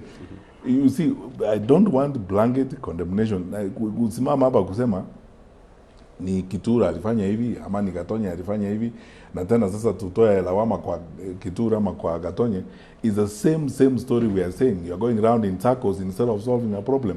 Why don't we actually solve this problem conclusively, all of us? Put all the facts that are available in the open. Okay. And let those who accountability go the direction investigations take that. So but you see, nisimame hapa niseme mtu ambaye alikuwa available. You know, people are very easy. I know what people would like to see happening in a situation like this is where you name people and say they should be condemned and so on and so forth. And I'm saying that is a very dangerous path to take for a country. What will solve our problems as a country is to be truthful and to focus on the reality that we have as it is. Kama makosa imefanyika na yule mtu amefanya makosa ijulikane. It's the same thing as a government saying ni upinzani ndio inalipa hawa watu. Huyu upinzani ni nani? Kuna mtu dunia hii anaitwa upinzani. There is nobody called upinzani. Somebody has a name. Kama ni Fred Matiang'i, enda kwa account zake muone vile alitoa pesa, akalipa nani, akalipa huyu, au wahuni wakuje waseme huyu ndio is the one who's running this gunzi culture in the country. Analipa huyu, evidence ipelekwe kwa magistrate namna hiyo. Naam, Daktari Fred Matiang'i, maandamano ya vijana wa Gen Z yamekuwa kala moto kwa serikali iliyoko mamlakani sasa, na bila shaka vijana hawa wanataka wajibikaji serikalini. Na sasa waziri wa usalama wa ndani, nafasi ambayo ulikuwa umeshikilia wakati wa utawala wa Rais mstaafu Uhuru Kenyatta, amri ya piga risasi huwa Rais William Ruto anazungumzia kuhusu amri ya piga risasi miguu umiza. Amri hizi zinamaanisha nini, na umekuwa waziri wa usalama wa ndani katika kukabiliana na waandamanaji? Well, my friend, I'm sure hata wewe mwenyewe unajua unataka nikuambie nini. sababu unataka nirudie yale hata wewe mwenyewe unajua, sababu hata President Kibaki alikuwa anasema unataka nikuambie na wewe mwenyewe unajua. Unajua hizi ni nchi ya sheria na tunafuata sheria vile iko. There are cases I know as a former Minister of Security, there are cases I know where it is allowed and or allowable under the law when there is active combat, especially if you are involved with bandits or terrorists, where active combat, that is called active combat. And in cases of active combat, of course you can't tell officers not to shoot. Their lives are probably in danger. They are facing people probably more armed and better armed than themselves. I know that even me, when I was Minister for Interior, a number of times when we were dealing, especially with some active combat challenges, we encouraged our officers that the law covers them very well in cases of active combat with bandits and terrorists. But demonstrators are not terrorists. They are not even armed, as it were, and you know what the law says. The only rider I would like to add to this, and I'm doing it with utmost respect, and it should be seen that way. Unajua sisi tumelelewa katika mazingira yale ambayo wale ambao wako katika ofisi ya rais tunawaita baba wa taifa, father of the nation, which means that wakati yote imekuwa vile imekuwa, kila mtu dunia hii, awe mtu wa upinzani, awe mtu wa kuandamana, awe ofisa wa usalama, wote wanaangalia katika ofisi moja kama final cover ya kila mtu ambaye ni Mkenya. That is why desturi yetu na historia yetu, sisi kama Wakenya tunaita wale ambao wako katika wale ambao wamebarikiwa kuingia katika ofisi hiyo, tunawaita, wanaitwa baba wa taifa. Hiyo ndio desturi tuko nayo. Kwa hivyo kuna matamshi mengine hata wakati kuko na shida, mimi ningesema tu kwa heshima kubwa, na nikisema hivyo ninajiunga na wale viongozi wengine kama Senator James Orengo na wale wengine ambao nimeona wamezungumzia haya maneno, kusema kwamba na wale ambao wanamsaidia Mheshimiwa Rais kwa hii kazi, kuhakikisha mara kwa mara kwamba wanamsaidia Mheshimiwa Rais kuhifadhi hiyo sifa. Waandamanaji wanaovamia vituo vya polisi wafanywe nini? Sababu tuliona zikichomwa zingine. Lakini unajua kwanza, you're asking us to pass judgment. We don't even know whether those are actually real organic or natural demonstrators who are burning police stations, or it was choreographed work. When investigations have not been done, I can't pass judgment. I'm very careful. I'm a former Minister of Security. I have to be very careful about the things that I say. I can't now say that there are people who I can't even use that kind of language. You can't use that kind of language when you are a responsible leader. Who are those people? People have names, they have identities, as it were. And by the way, I forgot to say this the last time I was in public. We invested a lot of resources when we were in government in the IC3. We have CCTV capability in most of Nairobi and some parts of Mombasa and so on. It is not very hard to actually isolate the identities of individuals who are involved in crime in Kenya. Secondly, also, by the way, Gatonya, just so that you know, our personal identification database, hata ile ambayo imehifadhiwa na DCI, kwanza ya vidole and so on, is probably one of the strongest in the region. That is why it is easy. When I say we have capacities that other people don't have, I mean it. Our security forces have got a lot of capacity, and to be absolutely fair and objective, our training of our security people is very good. They are very, very good. Okay.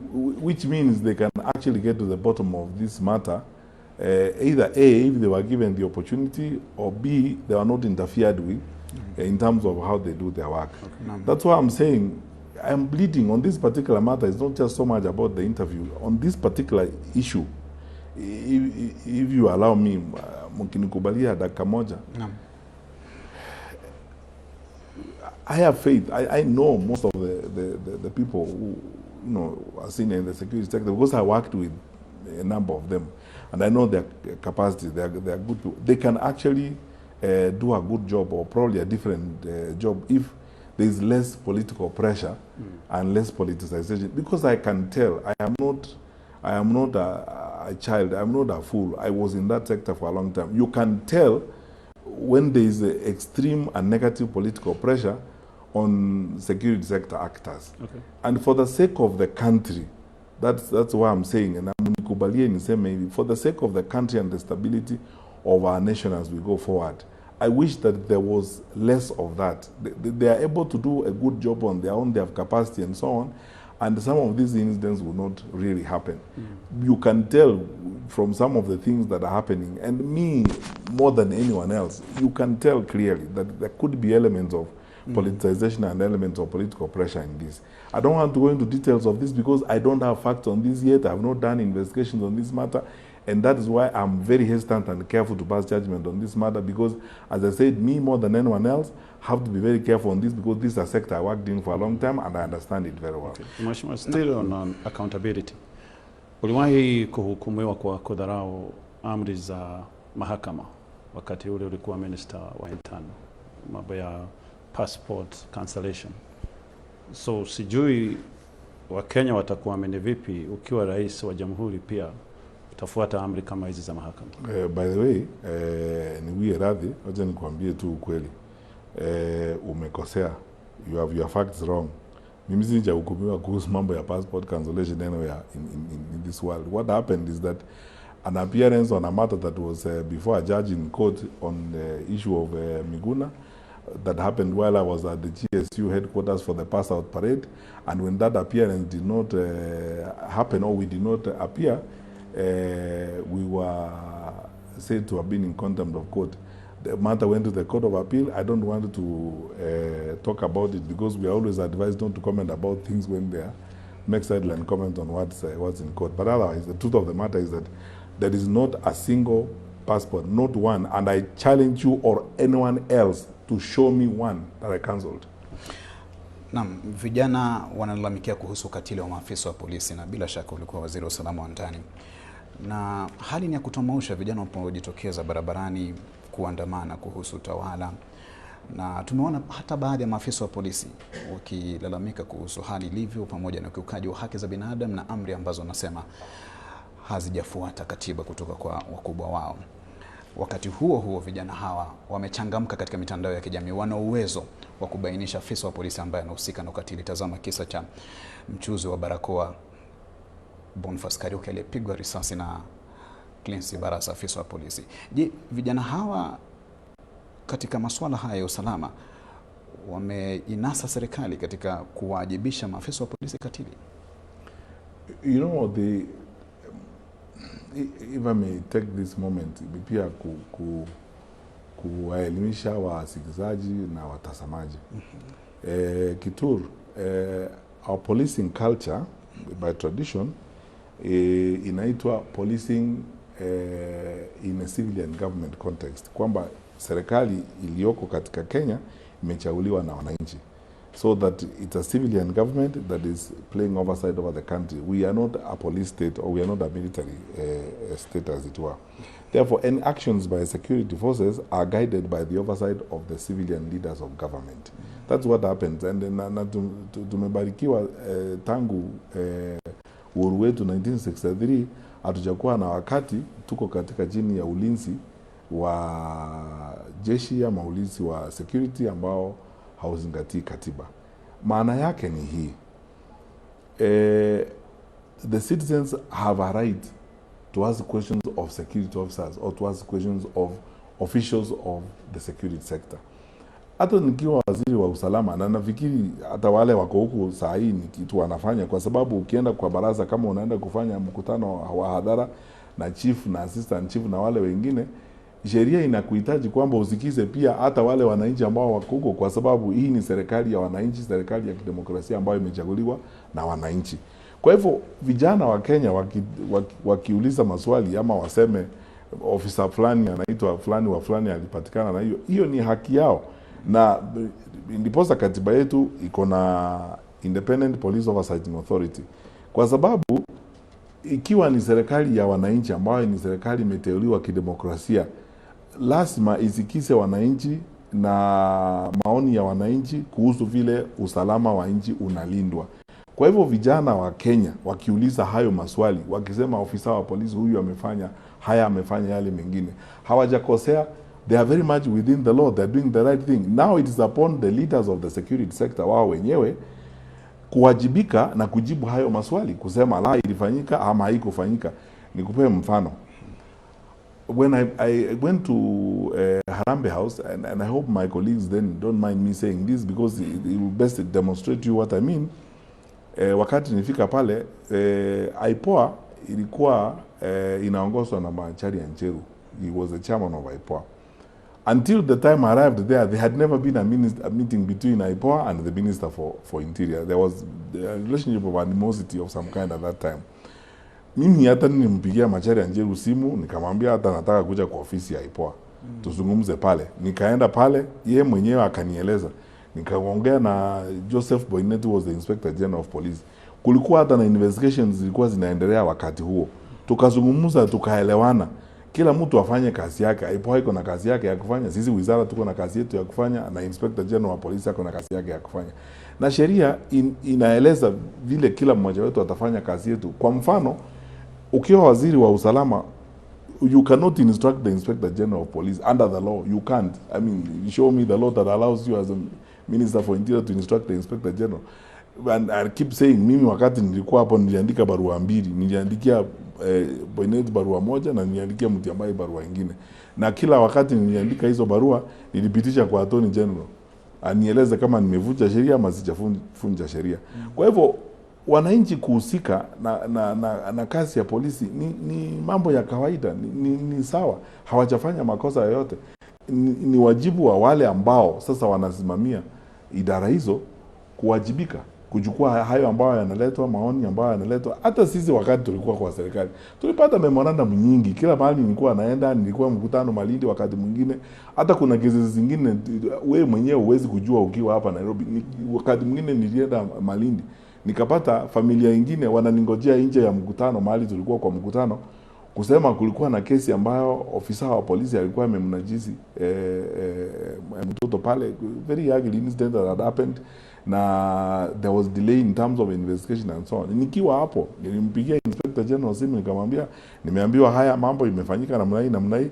I can't announce here, you know, by the way, I can't discipline a police officer under the law. I'm the Minister for Interior, yes, but I can't discipline a police officer under the law.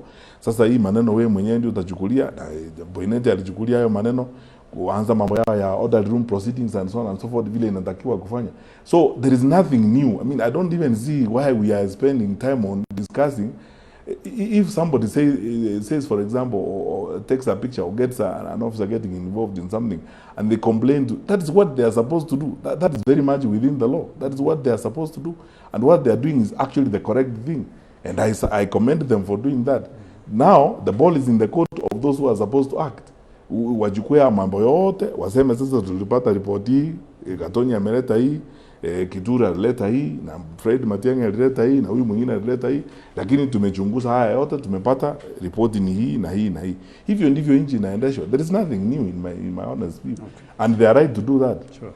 Yeah. Mheshimiwa, tumalizie na masuala ya IEBC. Watu wengine wanasema hawana imani kabisa na IEBC ilivyo sasa. Sijui kauli yako ni gani? Waliabishwa last week. Yes, yes. Ninaelewa. Mimi sitaki, you know, I'm hesitant because I want to measure my responses, na nataka kuzungumzia maneno ambayo mimi najua ni ya kweli. Na ningependa kufanya uchunguzi kidogo na nisikize wengine. But what I need to say is this.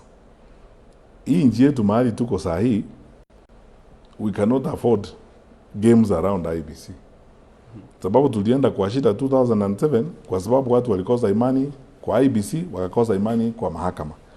Na hatuwezi kukosa imani kwa IEBC ama tukosa imani kwa mahakama ama vitengo vingine vya serikali alafu tufikiri tutakuwa na amani. Wale ambao wameingia IEBC, mimi sitaki kuanza kupass judgment kwanza.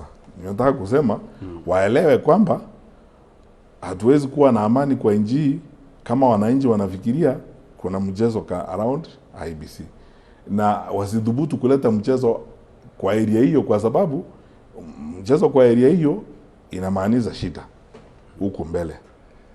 Mimi ningependa tutashauriana na wenzangu, tutakaa chini, tutawaangalia vile wanafanya kazi, lakini nawahakikishia kwamba ikiwa ni msunguko ile ya kawaida na games hizi tunasikia zinapigwa hapa, hakika kutakuwa na shida. Wao ni Wakenya, wanaelewa nchi hii na wanaelewa mahali nchi hii iko. The best thing that can ever happen to this country is a free, fair and transparent election. Okay. The absence of that means unimaginable things I don't want to talk about. So for now, I don't want to pass judgment myself. All I want to insist is that I hope, I mean, they are not, I looked at their papers, wanaonekana wengine watu wamesoma sana, wengine ninawajua kwa sababu I know their qualifications, lakini waelewe kwamba tuliingia kwa shida nchi, tuko na historia ya kuingia kwa shida kwa sababu watu walipoteza imani katika IBC. Sasa ni jukumu lao kuhakikisha kwamba Wakenya wana imani katika kazi yao, kwa sababu hiyo imani kama haitakuwepo inamaanisha tunaenda kwa shida. Baadhi ya viongozi wengine kama Women Rep wa Wajir amenukuliwa na vyombo vya habari akisema watamuibia President Rais William Ruto kura. Sijui mnalichukuliaje hili jambo? Unajua, hiyo ndio yale maneno nilikuwa nasema mbeleni.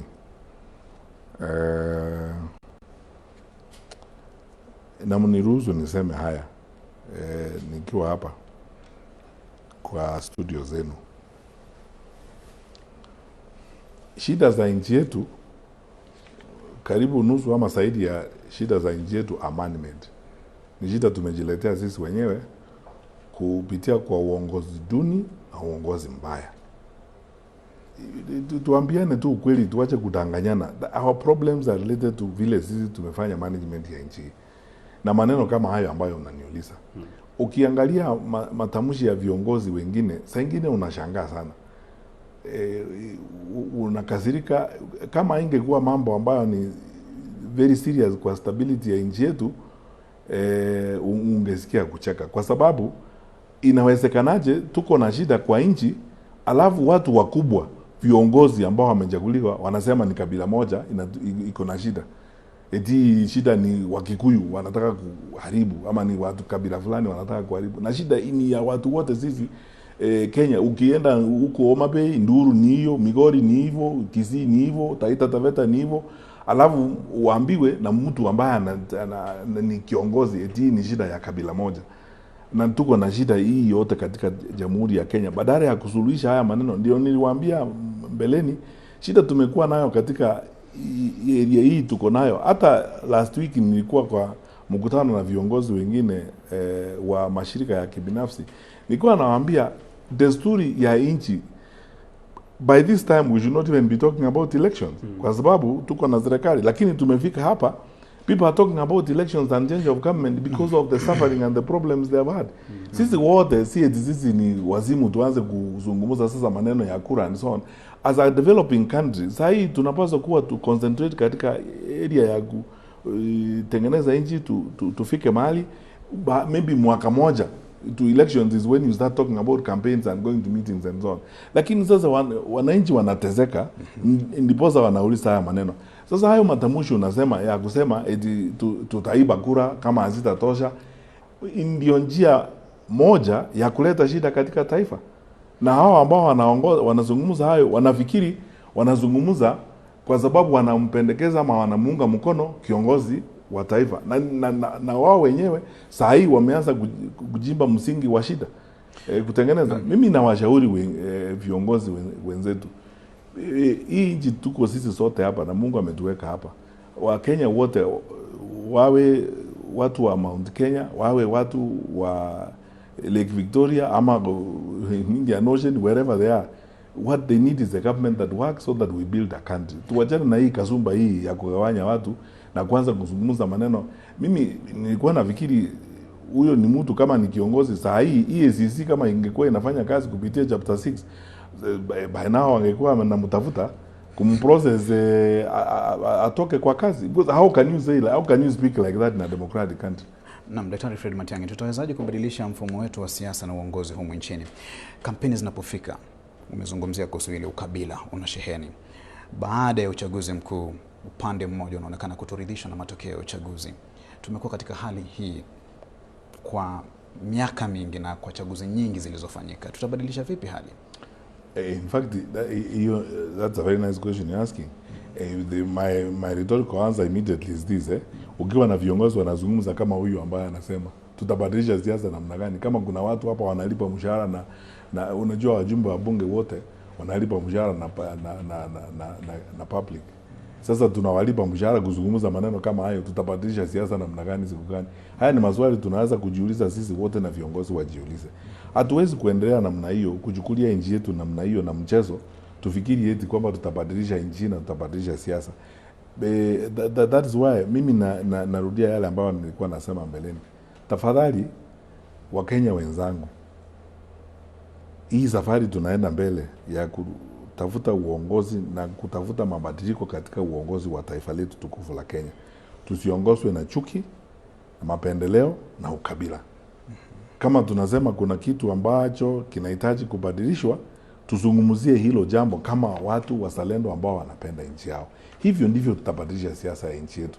Tukianza sasa kusimama hapa kusema ni kabila fulani ama ni kabila fulani, ni kama kusema Kituru, mimi nikibahatika Mwenyezi Mungu, majaliwa ya Mwenyezi Mungu na Wakenya kwa mapenzi yao wanipee nafasi niwe rais wa nchi hii, kazi inishinde.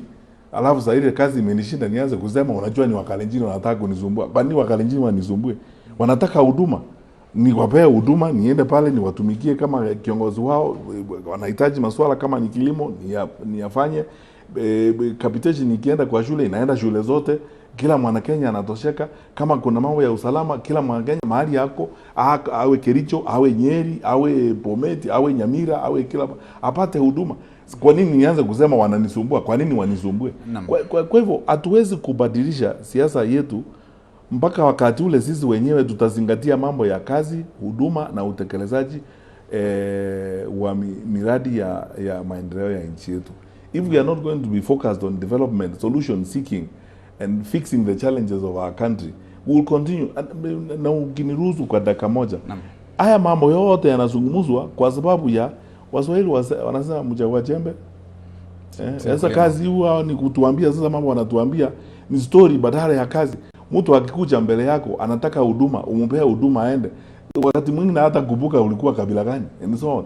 Sasa watu na story na wimbo tulianza kuimba ni Uhuru na hiyo serikali yake, mwaka mzima ukapotea. Mwaka wa pili tukaimba ni Raila na Wajaluo na Azimio, mwaka ukaenda. Tumeingia sasa wimbo mwingine mpya, mwaka huu unaenda. Next year tuanze wimbo mwingine. Tufanye kazi, that is it. Naam, naomba nikurudisha nyuma kidogo kuhusu mauaji ya kiholela. Na kutokana na hali hii ya mauaji ya kiholela, sasa aliyekuwa Jaji Mkuu David Maraga anazungumzia kuhusu uwezekano wa Rais William Ruto kujipata katika mahakama ya kimataifa ya makosa ya jinai ICC. Vile vile tumemwona mshirika wako wa kisiasa, kiongozi wa chama cha DCP Rigathi Gachagua anazungumzia kuhusu hilo. Hii ni njama ya upinzani ama ndo hali halisi ya mambo? Unajua hiyo inaitwa conspiracy theories. Ni vile mtu anakuambia umevaa shati nyekundu na tai nyekundu, unaanza kusema hao watu walinipangia. Walikupangia wapi na shati nyekundu umevaa? Ni a straightforward matter, you can see. Sasa unajua watu wakisema makosa imefanyika na sisi wenyewe we have signed up to the statutes and so on. And when we have signed up to the Rome Statute and all these investigations will follow. Sasa unaweza kusema ni watu fulani wamekupangia. Watu gani? Unajua hii conspiracy yote na hii projo inatokana wakati watu hawafanyi kazi. Unajua ni ile tulikuwa tunacheka zamani tukiwa shule, I did not do my homework because I got read my books or because the river was overflowing and so on and so. I mean, what, honestly speaking, anyway, siku hizi watu wananiadvise kwamba kwa sababu nataka kuuliza kazi ya kitaifa nibadilishe lugha yangu. You know, long time ago I used to say that is absolute nonsense. Liseme hapa. Yeah, It's absolute nonsense. The truth is supposed to be what it is. You can see what it is. Ukifanya kitu umefanya kitu. Huwezi kuanza kusema ni fulani wananipangia, ni fulani walinipangia, ni yule mwingine alinipangia. Wanakupangia kwa nini? I mean it's a straightforward kazi. Kama nikiamuka asubuhi naendesha gari nikienda town, niende nigonge mtu wa bodaboda pale kwa makosa. What is the best thing to do? Nisimamishe gari nitoke nje nimwambie Muungwana I'm sorry, mimi sikuwa naona unavuka hapa, ama kuna makosa, traffic police officer atakuja Katonya atuambie Katonya ako right, wewe uko wrong and so on. Na ukiambiwa hivyo mwambie insurance ni pesa ngapi. That's why I've taken insurance. Why do we take, this is why I find maybe that's why I'm not fit for politics. Why do we straightforward issues that are clear? Ni kitu wewe unaweza kuona hadharani mchana unaona vile iko. Alafu unasema umepangiwa. Kuna mtu anaitwa upinzani dunia hii. Hakuna mtu anaitwa upinzani. Hii mambo inaonekana wazi. Kwa hivyo mimi sijui, nikukuambia directly, mimi sijui njama ya mtu yeyote. Hao wote viongozi ambao wanazungumzia hayo maneno, wanazungumzia mambo ambayo yako. Ukifanya makosa utaadhibiwa. Kama utaadhibiwa kitaifa, utaadhibiwa kimataifa. So mbona tulisaini Rome Statutes kama hatuamini kuadhibiwa kimataifa? Lakini pia tumesikia, si unajua marais ambao wako saa hii, former president Charles Taylor of Liberia is seated in jail. Kwa nini? Alikuwa anapeperusha na anapeleka silaha Sierra Leone kwa rebels ambao wanakata watu mikono and so on. Sasa wewe unajua mwenyewe ukianza kupea rebels silaha na ukifanya maneno kama hayo utapelekwa pale kwa ile koti na utaadhibiwa. Unawezaje kusema unapangiwa na nani? Lakini mheshimiwa, tumesikia tetesi kwamba Uhuru Kenyatta hakuwa na msukumo kama huo, Kibaki pia hakusukumwa vile. Uhuru hakupeleka silaha kwa rebels kwa nchi jirani. Kibaki hakupeleka silaha kwa rebels kwa nchi jirani ama mahali kama hivyo. Mimi sijui. Wewe unajua hii mambo haikufanyika. Kama kitu imefanyika saa hii, huwezi kusema inafanyika kwa sababu ya ukabila. Mimi hatukuwa na maneno. Mimi nilikuwa waziri wa usalama, nilikuwa serikali miaka 5. Tulikuwa na maandamano hakika. Kiongozi wa upinzani hata alienda pale Uhuru Park kujiapisha wakati huo. Tulikaa pale tukiwa kwa room, control room. I was the minister for interior that time, in charge of that. Nimekaa pale na watu wote na generals wote tumekaa nao pale. Tuliamua hapo tukienda hata tukipiga hata mtu mmoja stambiti ile tutokana pale Uhuru Park watu watakufa. Tukakubaliana hawa wangwana wanaelewa inji, wacha waende pale watafanya nini? Si wataenda pale watajaribu kujiapisha na wataona hata wao vile President Kibaki alikuwa anasema wanajienjoy. Watamaliza kujienjoy wataenda nyumbani. Na walienda nyumbani wakati walimaliza kujienjoy, hakukuwa na risasi litupwa, hakuna mtu aliuawa. Tulikuwa hapo siku hiyo. Sasa uwezi kusema mbona siku ile hatukumpangia Uhuru alipiga nani risasi Uhuru Park? Yule alienda akajaribu kujiabisha akajienjoy pale, saa 12 ikafika jioni kila mtu tukaenda zote nyumbani. Hata Uhuru wako hapa alikuwa Ethiopia kwa mkutano, alipokuja nyumbani akaendesha gari mzuri akaenda nyumbani, hatukuwa na shida, hakuna mtu alipigwa risasi, hakuna mtu alisumbuliwa, na tulikuwa sote pamoja kwa control room siku hiyo sote, Inspector General, CDF, Director Intelligence, nilikuwa hapo mimi nimeketi, tukiamua tutafanya namna gani, tukakubaliana sisi wote, hakuna mtu atapigwa risasi hapa, hakuna mtu atasumbuliwa, kwa sababu wale wangwana ni haki yao kuona vile wanafanya, wanavunja sheria, lakini unajua ni wa Kenya, there is about 4,000-5,000 people there at Uhuru Park. Ukijaribu kufanya kitu you will lose lives. Tukakubaliana wacha tungojee mpaka jioni. Wale ni watu wakubwa, wengine wamesoma sana, wanaelewa kwamba that is not our president is sworn in. The steam will come down. Watamaliza kujienjoy, wataenda nyumbani. Na walienda, hakukuwa na shida. Sasa uwezi kusema eti mbona Uhuru hakupangiwa? Angepangiwa kwa allowing a meeting in Uhuru Park that did not have violence. Umezungumzia kuhusu kinara wa chama cha ODM wakati huo kujiapisha. Na tazama, kabla uchaguzi mkuu wa mwaka 2022, kinara huu wa chama cha ODM wakati huo ndani ya muungano wa Azimio alizungumzia kuhusu mazungumzo ambayo mliyafanya pamoja na Rais mstaafu Uhuru Kenyatta, na ulionekana kama moja ya chaguo kuhusu kuwania urais, lakini akasema baadaye kwa hekima zenu mkaona Raila Odinga awe mgombea wa urais. Na sasa Raila Odinga anaonekana kushirikiana na Rais William Ruto. Kuna uwezekano wa Raila Odinga kufanya kazi na wewe? You know my friend, vile nilikwambia mimi sitaki kuingilia mambo ya porojo na siasa ya watu wengine hapa. Au viongozi wote unazungumza wote, mimi naheshimu viongozi wote katikati. na Jamhuri ya Kenya. Na mimi I'm very fortunate, namshukuru Mwenyezi Mungu kwamba mimi sina shida na mtu yote. Hakuna mtu Kenya hii wa siasa national leader who can say that mimi have a grudge against them ama niko na shida na wao. Labda ndivyo nyinyi mnasema eti mimi ni mwanasiasa form 1. Mimi sina shida na mtu. Na hayo mambo yalifanya, tulikuwa na mazungumzo na watu wengi sana hapo 2022 by the way. Kwa sababu ni vile mtu una express interest, vile nime express interest mwaka huu. Si tunazungumza sana na viongozi wengi sana, upinzani wengine hata wako kwa pande ile wanatukuja kutuuliza maswali kama tunaweza kutembea pamoja safari hiyo tukienda hapo mbele nini, wanaweza kutuunga mkono, wengine wanatuambia and so on and so forth. It's a nature of politics in life. I don't read too much into it and so on. And I can't anticipate a national leader of the stature of the former prime minister. I can't anticipate him. Hao ni watu ambao wamekuwa kwa uongozi wa kitaifa na siasa kwa muda mrefu. Mimi sijaongea na yeye hivi karibuni nijue maoni yake yako na magani vile anataka tuendelee mbele.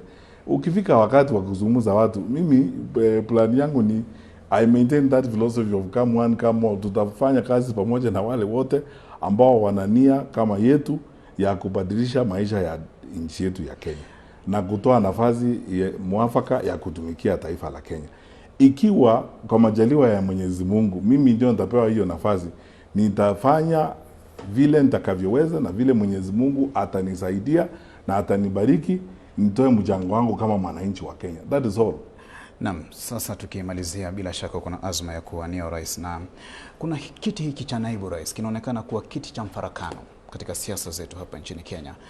Tazama mgogoro ambao ulikuwepo wa kisiasa kati ya rais mstaafu Uhuru Kenyatta na rais wa sasa William Ruto alipokuwa naibu wake. Sasa tunazungumzia kuhusu Rigathi Gachagua ambaye tayari amebanduliwa. Waliingia pamoja na rais William Ruto. Iwapo utachaguliwa kuwa rais, naibu wako atakuwa wa aina gani, na je, haya yatatokea tena? Well, my friend, mimi sinjakuwa naibu wa rais. Ngoja nianzie hapo. Iwapo utachagua kuwa rais. Ngoja, sinjakuwa naibu wa rais. Namba 2, unajua uwezi kuvuka daraja mapema. You cannot cross a bridge in advance. Sinjafika hiyo daraja. Nikifika hiyo daraja, tutavuka hiyo daraja na tutapanga vile tutavuka hiyo daraja. Uwezi kusema nikifika kwa ile daraja kati ya Sotiki na Nyamira nitaruka ama nitafanya namna gani. Ngoja tufike kwa hiyo daraja, tutaamua vile tutavuka hiyo daraja tukifika huko. Asante sana. Naam, nikupe nafasi ya kutoa kauli zako za mwisho, nafahamisha tunafunga sasa. No, mimi nawashukuru nyinyi wote na vile mmeona leo. Hata kama nilikuwa kasirika and I was a little bit frustrated last week when I did not go to Meru for reasons I told you, because at the Thursday hiyo siku hiyo nilikuwa niende Meru, nilienda tu breakfast meeting ile nilikuwa nayo kabla ya kwenda Meru, nikarudi nyumbani. Nimekaa nyumbani the whole day that day kwa sababu nilikuwa frustrated sana. Sababu nilikuwa na hamu sana ya kwenda Meru for the cultural reasons I told you. Mimi bado nataka kufanya ile safari kama ile ya Obama alifanya kwenda Siaya.